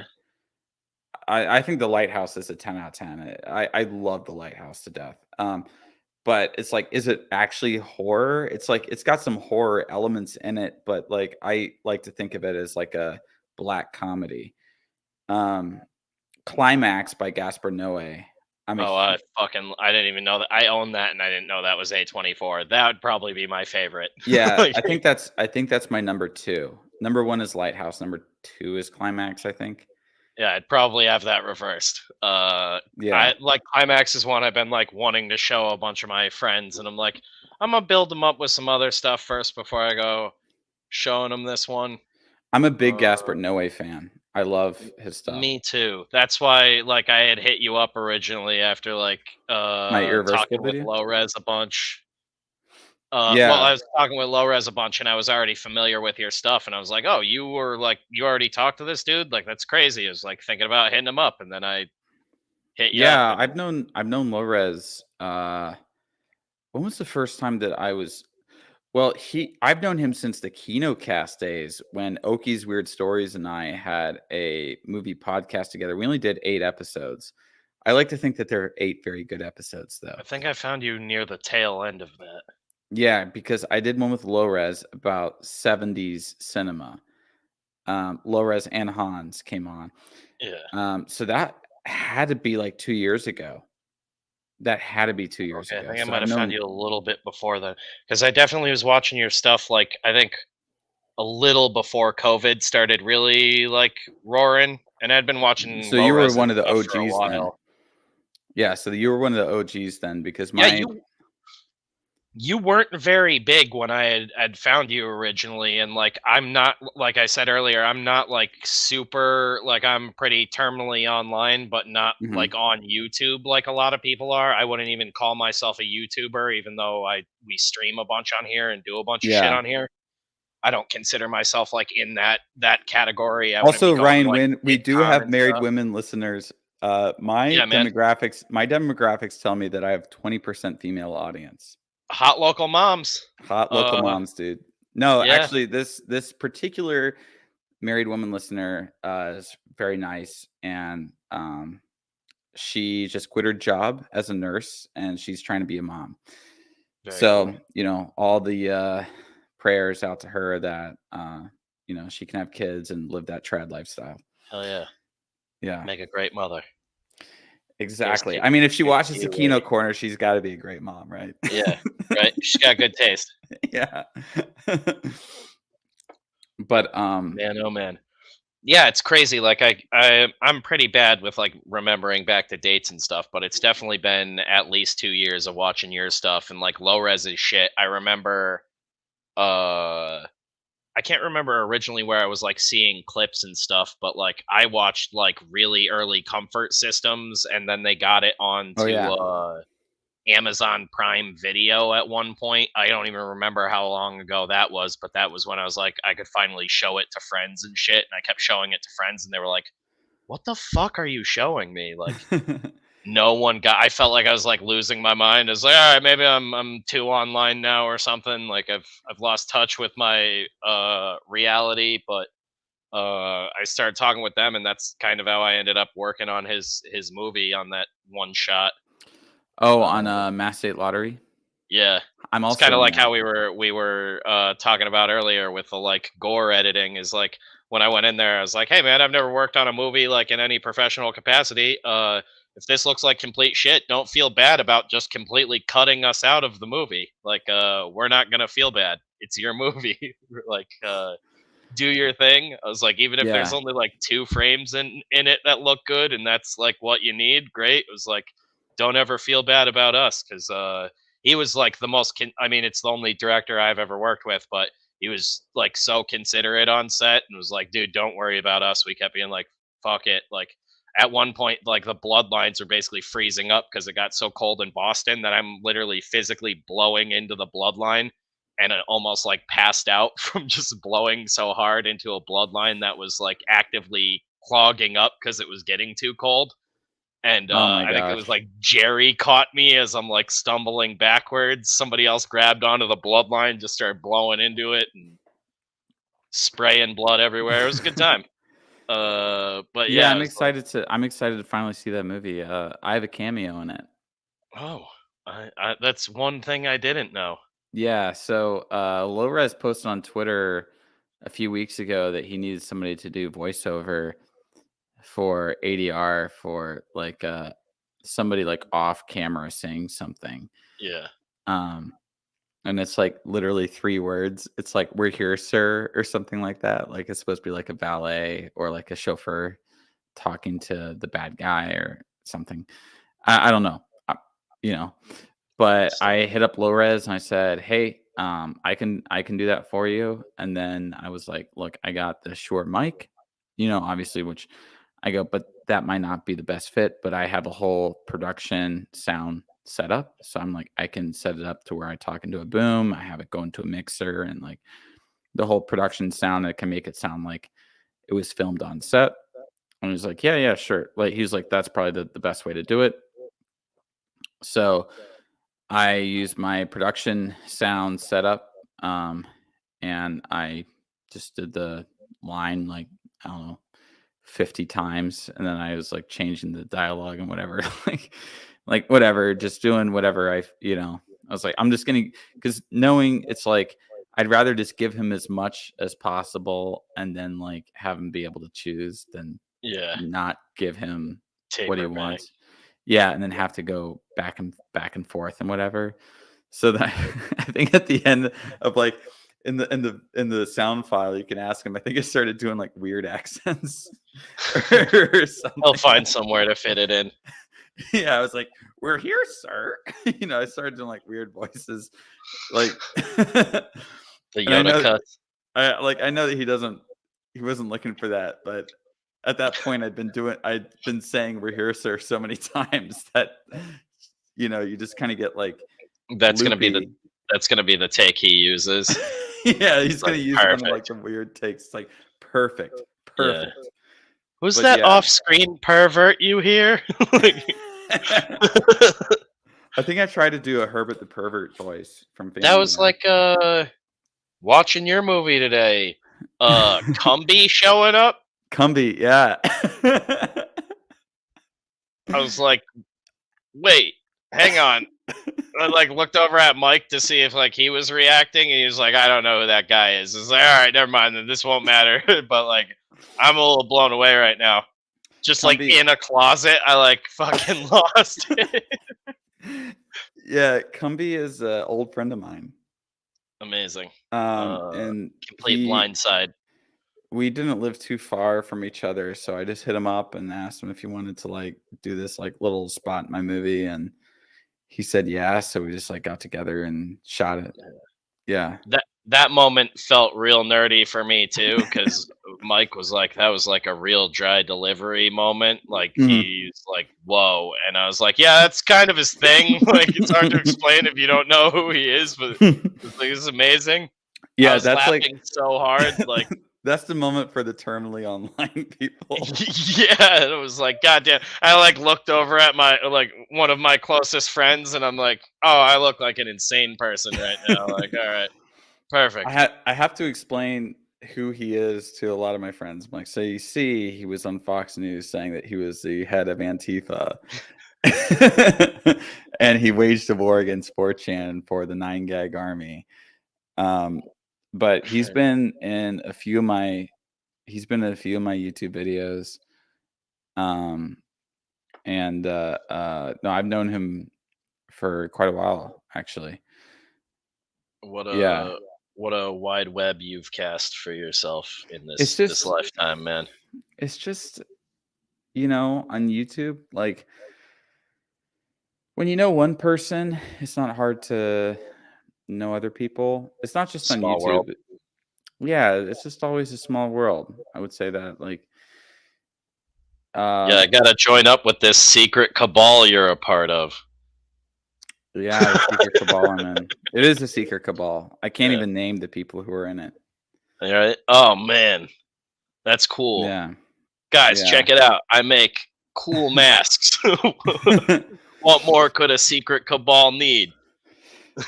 Yeah, I just have to. It was funny. I was coming from a party, and I was coming from a party at this billionaire's house, and the Uber driver picked me up at like 4 a.m. with my friend, and he was like, "So, are you leaving your eyes wide shut party?" And I'm like, Wait, it's one "Well," of those? and I was like, "Well," I go, "It was a lot more tame than Eyes Wide Shut. Like there was no Right. like orgy or anything going going We on." wouldn't be leaving if that were the case, Uber Yeah. driver. Yeah. I wouldn't be getting an Uber. Yeah. You wouldn't be here and I wouldn't have pants on right now. I'm just the artsy guy that some of these rich people like to Yeah. they like to have me hang around because I'm the artsy guy that doesn't talk about money or tech. You know. Oh Like I yeah, guess no, I hate that shit. Like, although I'm probably in the that's what I mean. I'm like the opposite direction of you, where you've got the art background. I've got maybe the art background and like the technicality of like sculpting and things like that. More of a fabrication and effects yeah. kind of, but that's more like me fucking around and just having a background in actual like traditional art, not the art of filmmaking, which I think is like a whole It- beast all on its own. but what I wanted to get back, I'm gonna actually respond to that, but I wanted to get back to this Uber driver. It turns out that he was a subscriber of mine. Oh my god. How often does that happen? That's gotta happen a shitload for you. No, it doesn't happen that much. It's happened like twice. Really? Yeah. I did vocals in a shitty hardcore band, and like a year into it, I was getting recognized and we were just playing in like the New England area. Like that's how I know of Wang and like his old band.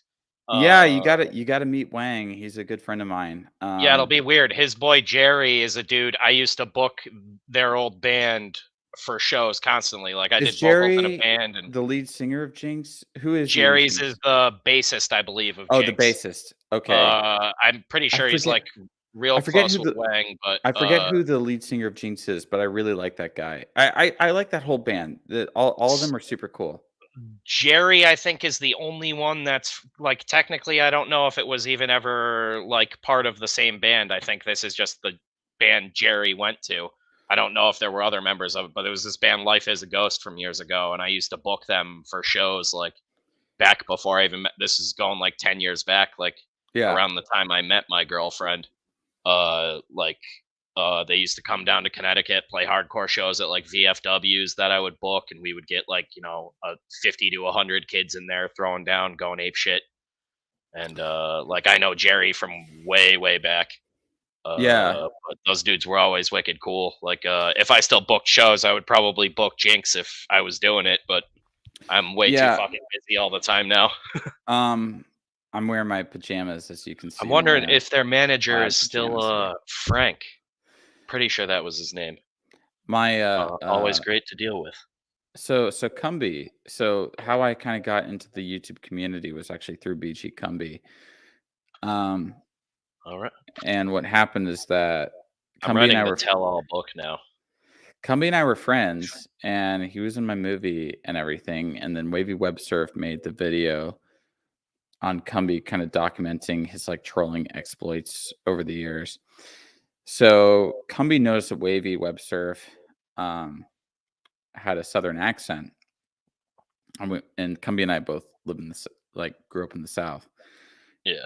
You can probably tell from my accent, right? That I'm from the You got a South. little bit of Florida twang. My girlfriend's family had a house in the Kissimmee area for a while. so I've been down there like a bit. I'm saying that kind of like You almost guys like have a as a joke no, because I know, but you guys have a distinct. It's not like a drawl. I don't know how to it's not a southern describe it. accent though. I don't like, but see, my mom is from Chicago and my dad's from California, so When you but say like Chicago, you make it sound very Midwestern. no, but that's the thing is that I have this weird mix of like a Midwestern and a California accent. Um, That's a lot of Florida, though. That's what I mean, though, is like you're weird, like I probably have kind of an accent, but it's like this weird, like gumbo accent, and then a lot of like very loud Latino people in my experience. I got like accosted yeah, by a Latino trans woman down there one time. Orange Blossom Trail, if you're familiar with that. I haven't spent that much time in Kissimmee. I'm from Pensacola, which is actually quite a distance from I was gonna say Kissimmee. like the other end completely. Yeah, I'm closer to New Orleans. Yeah. Yeah, but or It's like I I mean not, hated Florida, so I'm not too familiar with anything around there, but but sorry. no, I love Florida. I love the humidity. I love the heat. Oh I love man, you wild man. I love all that, dude. I was in Miami 2 weeks ago or so, 2 to 3 weeks ago, and I stepped off the plane because it was for a work conference. And I stepped I'm too off the big and plane. Irish for that shit, man. I s- I used to live in Ireland for years. Are Uh, you 6'5"? I'm 6'2". Okay. All right, you're not too far off. Like, how do you do it, man? I'm not built for Miami. I'm 6'2", Irish Mick blood, you know. Yeah. Well, a mix of my heritage is Norwegian, Yeah, but Irish. you're more like a Killian Murphy. I'm gonna be like a potato man in like 3 to 5 years. You won't recognize me by the end of this stream. How old? Based on how I look, how old do you think I am? I honestly like even watch. I've been watching your stuff for years now, and I thought you were like maybe 27 at most. But I'm I've been like, 28. okay, I was gonna say I've been like piecing it together, and I thought around like 30 with what you were saying tonight. That's Uh, 24 when I made my movie and everything. yeah, Yeah, no, I'm 28, but I look the exact same as I did when I was 22. Like that's I look the probably a exact. good thing. I was gonna Yeah. say, I other than the beard, me too, for the most part. Yeah, Probably not good. I'm from so there's two different kinds of Irish people, right? So, but my bloodline is Norwegian, Irish, Scotch, uh, and then a little bit Anglo, but the Anglo side is actually not really Anglo. It's Cornish, which is actually Celtic, Yeah, um, and then German. Uh, I'm like, but I'm mostly Irish and German. Uh, yeah. My family traced it back to Normans and kind of found out that we're like technically from Ireland, as far as we could trace it back to people alive, but even technically the ones living in Ireland aren't like Irish blood. They're from yeah, Normandy technically, but before that, it was Normandy. that's actually kind of typical. Yeah, But big but white fuckers. I say this whenever so I went to college at Trinity College Dublin in Dublin, Fuck man, obviously Trinity College Dublin, like obviously how gives away. beautiful was that? Oh, it was great. It was good, you know. It was good. I Just didn't like Ireland that much. No, I really like Ireland. I didn't like my classes that much, I Okay. guess. I'm always like antsy to try to get ahead. I don't like a feeling of I am having to wait this like Spinning tires. I don't like spinning tires. I don't like feeling Dude, like yeah, like I I get have to that. and how I was feeling, I was like, okay, I was studying theology and film and I'm like I could do all of this. It's a 4-year course. I could do all of this in 2 years. I could do all of it in 1 fucking year. Like, I don't need 4 years to do this. I Yeah. feel like I'm wasting so much time, here. Like, why don't I just why can't I just get this done? Like, I'm the kind of guy to just like dive deep and then just totally just like not be a part of the world for days on end Yeah. just because I'm diving deep into You'll something. consuming information at just a faster rate too is like it's not common for people. Yeah, Um, well, and I was always like a kid, like growing up, I was always like way ahead of my grade and everything like that. And and so I had to be put in these like special schools that like actually challenged me, and I still came out at the top of those special schools. Uh, and so when I was in college, it was too easy. It felt like I felt like I was paying money for literally nothing. Like it would, and some people drop out because college is like too hard or like they can't do it.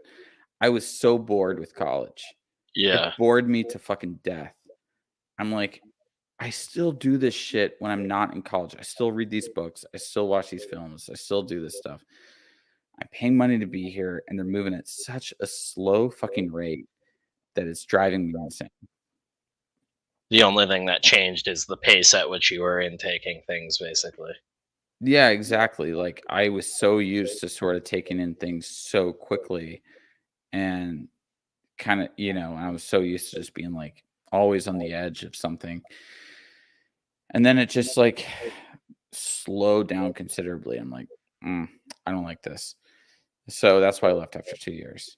I was like, How what? long after you didn't direct the movie while you were in school, right? No. How No. long after you left school did you direct your movie? So I left school, I think after my second year, I was 19. But I was like 19, but I was going to turn 20 in like 2 weeks. So I was essentially 20. And I directed the movie when I was 24. So between when I was 19 and when I was 24, I worked on a whole bunch of film sets. So I was working as a PA, and then I worked my way up to like art department. I worked in camera department stuff. I worked like in a whole bunch of different departments on film sets. I worked for a bunch of TV shows. I worked on a couple feature films. This was LA Kino, right? No, this was like all over. Oh, okay. Yeah, I was kind of just going all over wherever the work took me. So Atlanta, Mobile, Austin, LA, just kind of wherever I could get work, I was going. I can't even like fathom that now. I went from like being like a band wandering hobo to I've essentially been like married for 10 years. So I like work from home. I feel like I'm spoiled. I like being in my own place now. I like not being a nomad anymore. Being a nomad is stability. Being a nomad is easy when you're like in your early 20s and you really don't have anything holding you down. You can just kind of live Airbnb to Airbnb like I did. Yeah. And so you're looking to like stay in the Texas region and long term, I don't know. Maybe. Like I like Austin. I don't love Austin. I'm the two places that I loved, and this were Paris and Moscow. Fuck. Those were the two places that I loved. Yeah. So I don't like, obviously Moscow now is not exactly tenable, even though that's where a lot of my family is. Yeah. It's caused a lot of, it's not to say that I'm on any side of the war. I'm honestly just been incredibly scared for the safety of my family. Yeah, it's a shitty situation. Very shitty situation. I can't describe how bad it's been. I can't even put into words how anxiety inducing when you think that your own family might be nuked like at any moment that family members might be put into conscription. When you think about all this kind of stuff, it's incredibly scary, and it's something that I have to live with 24/7. Um, it's terrible. Sorry, man. And I love Moscow. Yeah. I loved living in Russia. Um, It's a I beautiful city. We have a lot of Russian clients, and obviously haven't really been working with them lately at my day job, but they're great people. Like, have nothing no, to they do are. with what's It's going the on. So no, if you go to if you go to Moscow, you're gonna meet some of the nicest people, like the nicest people to tourists. yeah, I've been Uh, told just not to get on the train after dark if I'm on my own. But other than that, it's a great place to that go. doesn't matter. I think it's You, just these guys screwing with us, but you can get it's on the the train nature of after. our work. You can get on the train after dark. Yeah, Moscow has like the safest subway in the world, yeah. safest and most beautiful subway in the world. I'm not too worried about myself either. I'm a big boy. I've been on the subway after dark in Paris. Okay, like I Yeah. love Paris. Being on the subway after dark is not a very good decision to do. There is actual crime that happens on the subway after dark. I've been on the subway after dark in bad neighborhoods in Paris. I've been fine. You know, it's just Moscow's way safer than Paris is. Yeah. I never felt like I was in danger when I was in Moscow. Where haven't you been, man? India. I've never been to India. So do you know where you're going to shoot your next movie if you're not tied down to Texas? Oh, my next movie, the movie that I've been shopping around takes place in West Texas. Okay. But who knows if you actually shoot it in West Texas? Like I could probably fake it like in Serbia or something. Yeah, we might do Bulgaria. Well, my one friend has a diplomatic passport to this like microstate called Liberland. Have you heard of it? The fuck, man? Like, have you heard of that? No. Liberland? I love it though. It's a 7 square kilometer microstate in between Serbia and Croatia. Oh my god. And so it's my friend Pavel, and his cousin was actually the first lady of Liberland, which is just like his cousin married the guy that like started Liberland or whatever. He's Czech. And he's just like, "Oh yeah, dude, you have to go to Liberland, he says, I don't want to be a part of any country that I didn't help start." Yeah, oh yeah, good. That's a good rule if you can swing it, I guess. He's like, if you can afford that. He goes, "This guy just bought this island in between Croatia and Serbia that nobody had actually claimed." God. And he says, and then he just bought the beach on each side, and Serbia's like, "Fuck yeah, dude, this is awesome." This is my friend describing this to me. And then I was like, "Can you actually enter the US with a diplomatic passport from Liberland?" Oh my Yeah, God. of course, dude. They know who we are. I'm like, "Are you serious?" You gotta do a horror movie there. Get the whole country involved. Yeah, all 5 people. Yeah, exactly. Oh my god, that's amazing. Yeah, I mean, 7 square kilometers is what 1 kilometer is is one. Okay, so it's a mile is 1.6 kilometers. So you You could can totally jog the entirety of that place in like an hour. 5 square miles, maybe 4.7 to 5 square miles. That's is like insane. Yeah, that's how big the country is. Yeah. What does it cost to book that place?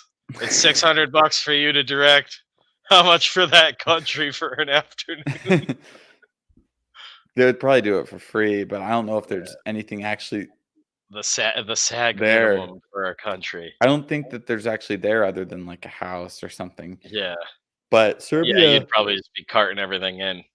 but Man, Serbia has a pretty robust film industry, and everyone there works cheaper than they work in the States, because the cost of living is my friend's place.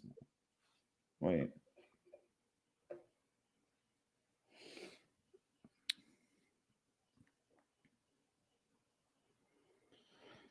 Okay. I was gonna say, that's why I think they did that new Texas Chainsaw Massacre there too. It was dirt cheap to do it, and they didn't seem to care too much about that movie. Yeah, there's been quite a few horror movies that have been shot in like post Soviet or like ex Yugoslavia Yeah. states. I couldn't even So fathom some shit like that. I was like, I need to do something where I know if all else fails, I can still shoot it. Uh, Hence, building sets in my basement and shit like that. yeah. It's just it's an interesting. I don't know. Like, so maybe I'll shoot my next film in Serbia or Yeah, right. Bulgaria. Yeah. You need a good blood recipe. I know a guy. There's some real goofy shit. I know a good blood recipe. I know a good shit recipe too. I wanna do just all out horror movies. Did you I wanna did you see go the over with video? the Serbs.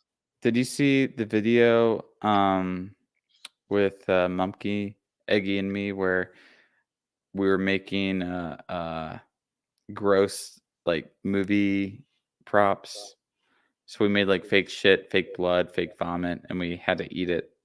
I think I might have seen like a clip of that completely out of context. I didn't see the full video of that.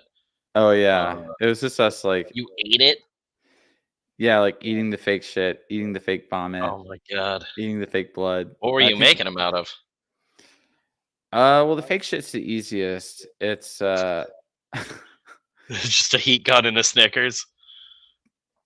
no, it's like a it's like a you melt some like baking chocolate. There's like crushed crackers, like crushed graham crackers, or crushed really kind of any kind of crackers. Some cream or like condensed milk and orange marmalade, Oh my and you god! kind of mix it, and then you like roll it to make it look like a turd, and you like let it dry out, or you let it like cool, and trust me, it looks very realistic. Oh no, I'm sure it does. I do this kind of stuff a lot. Like I understand. Like, And then with blood, it was like the this simple. wasn't for like a project in specific, other than just doing a video. Yeah, no, this was basically just for like doing a video. No, well, I did that for like my Sallow video. That's kind of how I knew. Okay. Yeah, and then Oh, the fake vomit we took from Edgar Wright's like fake vomit recipe, which was like oatmeal mixed with like a few other things. It was pretty much like oatmeal with like bits of corn and bits of like different things in there. And then the fake blood was pretty standard. It's like corn syrup, dye, some cornstarch. I forgot what exactly we put in it, but no, we did like a video like testing like sort of like movie fake like bodily fluids. oh my god. Yeah, there's like 100 different types of fucking blood nowadays. It's insane. Yeah. The really good one from the 70s that everybody was all about. The reason it looked so good was, I mean, you probably know how bad this would be for you, but they were mixing photo flow into it. Oh wow. Yeah, which is extremely cancerous, and can only be on your skin for like brief periods of time before you're supposed to wash it off completely. And you're not supposed to get it in your eyes or mouth or anything like that. And they would literally put it on people like the old Romero movies and stuff. That blood that blood doesn't soak into fabric completely and everything, and actually looks like real blood saturating cloth. That's because there's photo flow in it. Wow. Yeah, it's a very common thing, but it was like that was also like I'm pretty sure wildly flammable too. So it's like that'd be insanely dangerous in multiple different we should ways. use it more often. Yeah, right. Cut down on the population. Movies will look better again. But that's what I'm trying to work up different ways, figure out all these different things, and test shit out, shoot it on film.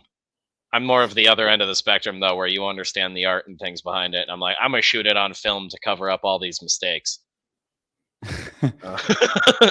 Yeah, no, I'm definitely a big fan of shooting on film because I see myself as like, you know, un vrai artiste, right? Yeah. It's like the true artist, right? Yeah. The auteur.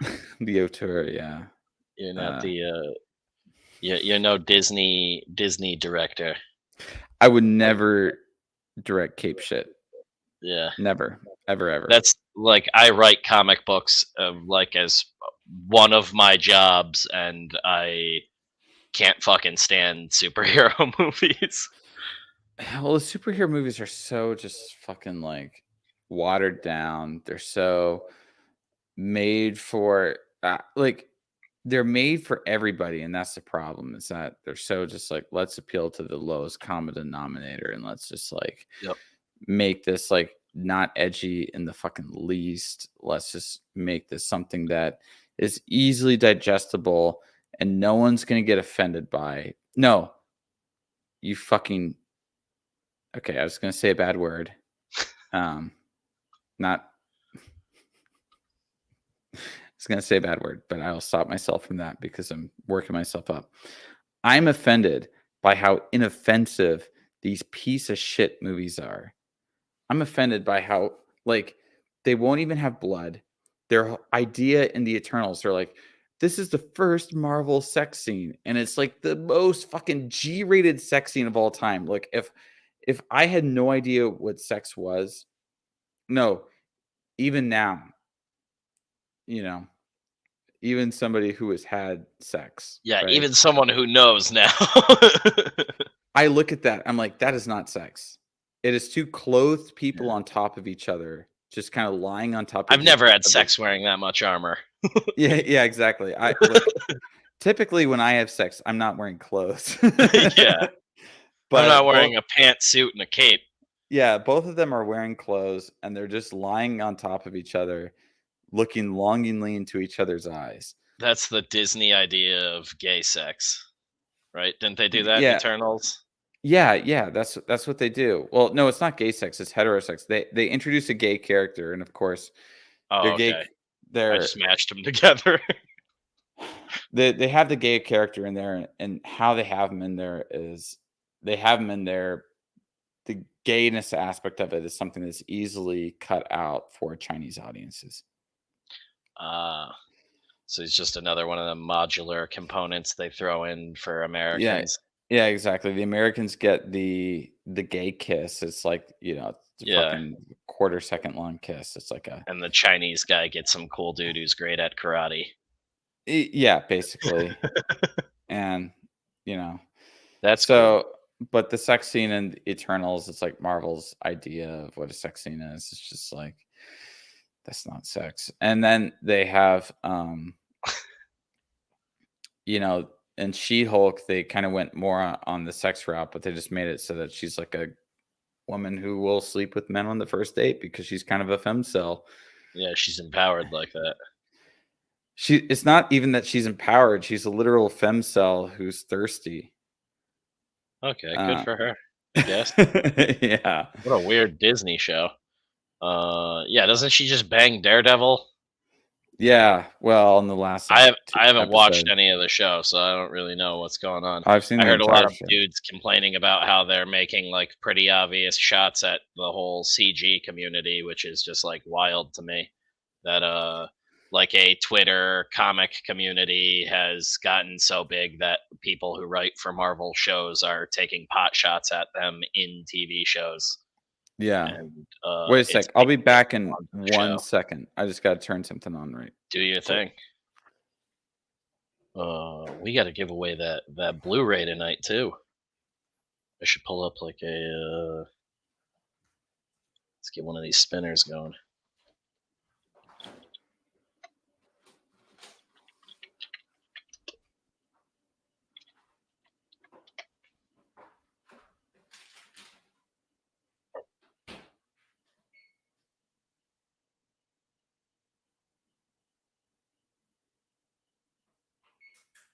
A wheel of names.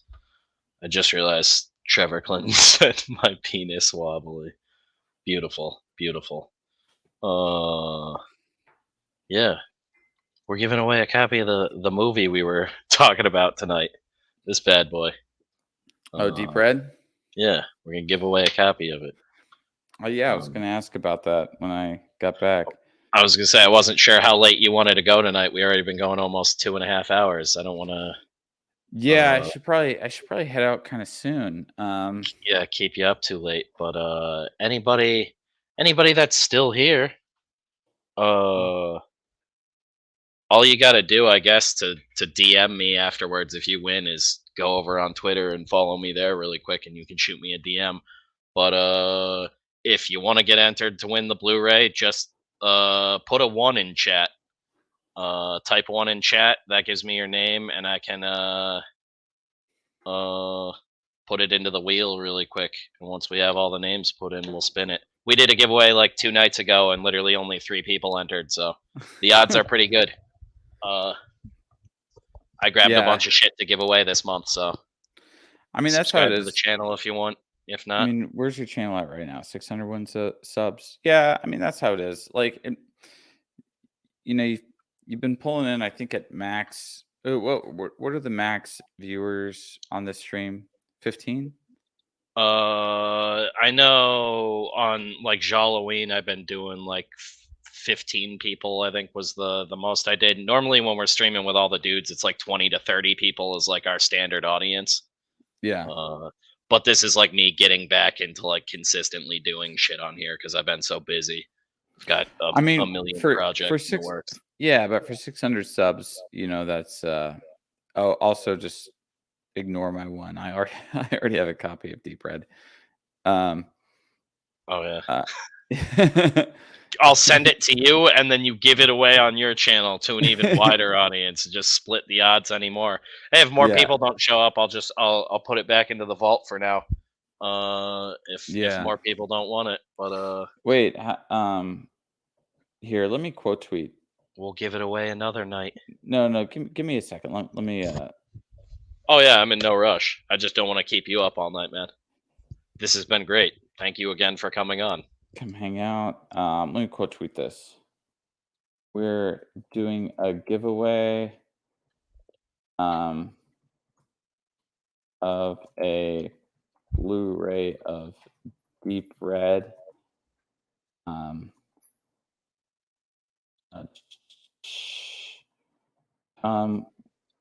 Watch the stream if you smoke crack. If you want to put your hat in the ring. I want to corrupt Kino, like I try to do to low res. I want to be the Roger Corman of this crew. I have never smoked crack. Oh yeah, no, I don't mean smoke crack with you. I didn't mean that kind of corrupt. I guess I should probably put a beat in between that. Holy shit! I haven't either. It's to clear things up. I've never smoked crack. The Cabal didn't make you do it before you joined? That's good to know. No, they didn't make me do it. Although one time, I thought I was taking a microdose of shrooms, and it turns out it was not a microdose. Oh, I was gonna say that's totally safe, but maybe not.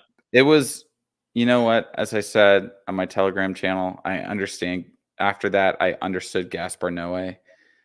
That'll definitely open it up for you. So it was, especially something like Climax. Oh my god, it was definitely a positive experience, but a positive experience I don't see having again. Yeah. Like really, it's still just like you kind of lose control of your faculties. I don't like losing control. I like being a little tipsy. Oh, you must have done a shitload. No, not really. I mean, I did like the normal, I guess, like what a normal amount would be. But it was at one of those Eyes Wide Shut parties, I guess. Oh yeah. See, I would I'd be way more into one of them pretentious parties if I knew that's what was going on. That's more of an eyes wide open kind of party. Trust me, these parties are not pretentious. Yeah. That's cool, I guess. Is there Wipes a guy who has like a Ryan Winmore wipes the dust off the exactly. package. Macrodose. That's Yeah. exactly what it was. Nutticus, Nutticus is in the chat. Nutticus, you were at the house. I don't want to like say the guy's name because he's well known. Oh but yeah, you were at that. You weren't there when I did that, but I did that with my Iranian friend. At that one house where we went to the house party, the house beach party or whatever it was. Nutticus, you were there, and our mutual friend and I both had a very psychedelic experience, and the night ended at IHOP. See, we really are. We're like different ends of the spectrum. This is great. I would recommend more of those experiences. Kino says one is enough. One is enough to understand some of your favorite films, but no more. Everything in moderation. Yeah, I mean, I just like the thing about that was like it was actually cool while it was happening.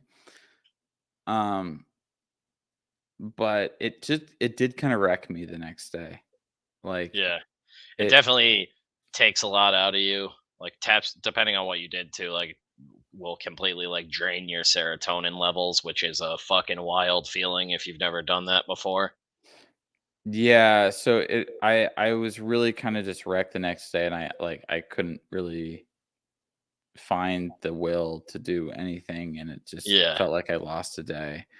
Yeah, it's like a very intense depression for a lot of people usually. Yeah, and I'm already like pretty depressed like outside of that, so aren't we all? I have my reasons to be. Yeah. So man, this night has been great. Thank you for coming on. But yeah, yeah, so this is my shrooms experience. It was like I was seeing everything in HD. Time was skipping, like I would see a person here, they'd be sitting at the table, and then like I'd blink and they'd be sitting in another part of the table. Yeah, like ghost trails and stuff like that. That's yeah, you're seeing things at like a different frame rate than what your brain would normally be processing. You're like, what the fuck? Like, and I remember like I was seeing my friend and I went to the dance floor at the party, and there were people there, but I saw it as like I was the only person in there, and the colors were more colorful. yep. I felt like my range of vision was like way wider than normal. Yeah, your field of view. Yeah, but it also wasn't like I was having this psychedelic experience where it was always that case. It would come down and I would actually be sober for a few minutes. It's in waves. Yeah, and I'd be like, peaks and valleys. Yeah, the peaks and valleys, and be like, oh. And those get further and further apart, and the times you're really losing it get shorter. And yeah, exactly. And I remember like and I did have like an out of body experience where I just started praying really hard because I felt like my soul was leaving my body and like I was gonna die, and I was like, oh no, like all these sins that these sins. Am I gonna make it back to my body? I know. I was thinking like, is St. Peter gonna let me into heaven? yeah. There's not even a going back option at that point. That's what I was thinking. So I was like praying. Yeah, you were really high. yeah. I was like praying for forgiveness at this party. I got Nut entered now too. If anybody else is in chat and you want to enter, just put a 1 in chat so I can put your name in the little wheel. We literally have you 3, and you're a meme, and Mike's a meme. Give me the Blu-ray. Yeah, Nut's got a really good chance at this Blu-ray right now. Okay, let me post this in my Discord and get. I'm gonna say at. It's like Nut is just Kino again. We're doing a Blu-ray that one guy. Get in. Okay. I just posted that too. Hopefully you guys aren't in like Guantanamo when I have to ship this to you. But I mean, it'll be going out either way. No, not a kiss is in the U.S. Yeah. No. And that one guy, 375, I tweeted out to my people too. So if they miss it, it's their own damn fault. And we'll be giving away more shit all month. That's what I was saying. If people want to subscribe, I'm fucking doing Gialloween all month, drawing a little sketch card from a different Giallo movie each night at 9 Eastern, hanging out like this, smoking and drinking, getting high, talking movies. Low Res is going to be on later this month. I got some other artists and writers coming on from the comic industry. Kino was nice enough to grace us coming on here. Okay, they let that guy out of Guantanamo. Cobra Malibu. Yep, we got Cobra. One of my homies. Cool. We'll give it a little bit longer because again, I don't want to keep you up too late. What is it right now? It's 11:30. Gialloween. What? Vladimir Lemon put a 1 in the chat. Vladimir. Hell yeah. Put a 1 in the chat. Gialloween. Yeah. What is it? Il Giallo Matadori. Well, Giallo means yellow. Oh no, I know, but the like full term for the genre back when it was just paperback pulp novels, where the name comes from, was I believe it's Il Giallo Montadori, or I'm probably butchering that. I'm a little drunk now, but yeah, that's where the name comes from. Was back when they were old like dime store pulp novels. Yellow was the cheapest ink to print with. And that's why they did their covers. That I'll get Vlad in there too. Yeah, this could be the end. I think he's like some kind of French dude's night. Oh, it's all good. Hatchet for the Honeymoon is literally me, Giallo. I haven't seen Hatchet for the Honeymoon. I was gonna say Cobra's really into those like. Yeah, Cobra's really into those like exploitation movies. Yeah. I dig that kind. Like I got some pretty sleazy stuff on the list. Like I mean tomorrow night Lucio Fulci's Murder Rock, which I've only ever seen parts of, and I hear it's just like chicks gyrating at the lens for like 90 minutes. You know, speaking of that, I'm going to talk about this in my video tomorrow. I bought this movie that I was told was an art film called In the Realm of the Senses. Oh, I've heard of that. I haven't seen it though. And I bought it because I bought it during a Criterion sale. And the entire movie, I was watching it going, okay, when is the plot going to come in? It's literally just like 2 hours of Japanese porn. It's just porn. Like there's a very thin plot, but it's just very well shot. I was going to say, is that porn. The one that's got unsimulated sex? Yeah. Is that why I know? Because I think I saw it. I remember hearing about it in like a documentary or something a really long time ago. And they mentioned that one with, was it Donald Sutherland who did a movie with unsimulated sex in it? Well, people think that Don't Look Now. That's what it is. Unsimulated sex, but it was simulated. It just looked really realistic. Yeah. They did great dick tucking. Yeah. That's good work. Yeah. All right, we got Mike, Kino, Nut, that one guy, Cobra, and Vlad. I think Artfully, that's it. And Al Anonymous, that's one of my guys. Oh, okay. Al got in here. Are you in on it, Al? You just got to put Al, a 1 in the chat. You got to put a 1 in the chat if you want to copy. And I will. If you win, I'm going to drop my Twitter handle and my email on here. You can either email me or hit me up on Twitter and just let me know in chat because I'll have to also follow you back on Twitter so we can communicate if that's the route you want to go. But you'll just have to shoot me your address. I'll get it on the bag and it'll go out like Monday or Tuesday with a bunch of other stuff. So Al Anonymous, Al Non. Cool. Anon. Anybody else, if you're in there and you want to enter now, just put a 1 in chat. I'll get your name in there, but I'm going to say this is the last minute. When this thing hits 2:35, we're going to spin this motherfucker and let Kino get out of here. Our gracious guest tonight. Coming on here blind, not really knowing what the fuck he had to deal with me. I've been on weirder. This was very normal. This was a very normal stream. I'm holding back, man. We gotta get you off air sometime to pick your brain more about your filmmaking and stuff. I definitely want to make something gross for whatever your next film is. Yeah, my next slice of life movie. Yeah, when we showed up to Low-Res's set and he had a severed penis already, I was like, man, I wanted to do something like that. Like, why couldn't I sculpt the dick? Now I really want to see Mass State Lottery. Oh, there's so much funny shit like that. He was just posting pictures of a severed dick everywhere. I'm not even sure it's in the movie. Like, it just seemed like part of the Airbnb when we got there. It was like the first thing they greeted us with the first time I'd ever met them, and we were cackling because we were immediately like, all right, let's act like normal human beings around these guys. Let's try not to weird them out. And they walk out with a severed penis and they're all giggling. I was like, all right, these are our kind of people. Nice. It was a damn good time though. We got 30 more seconds. If you want to enter, put a 1 in chat. I will put your name on the wheel. I guess I can share the wheel now too. You can see it's real. It's gonna spin.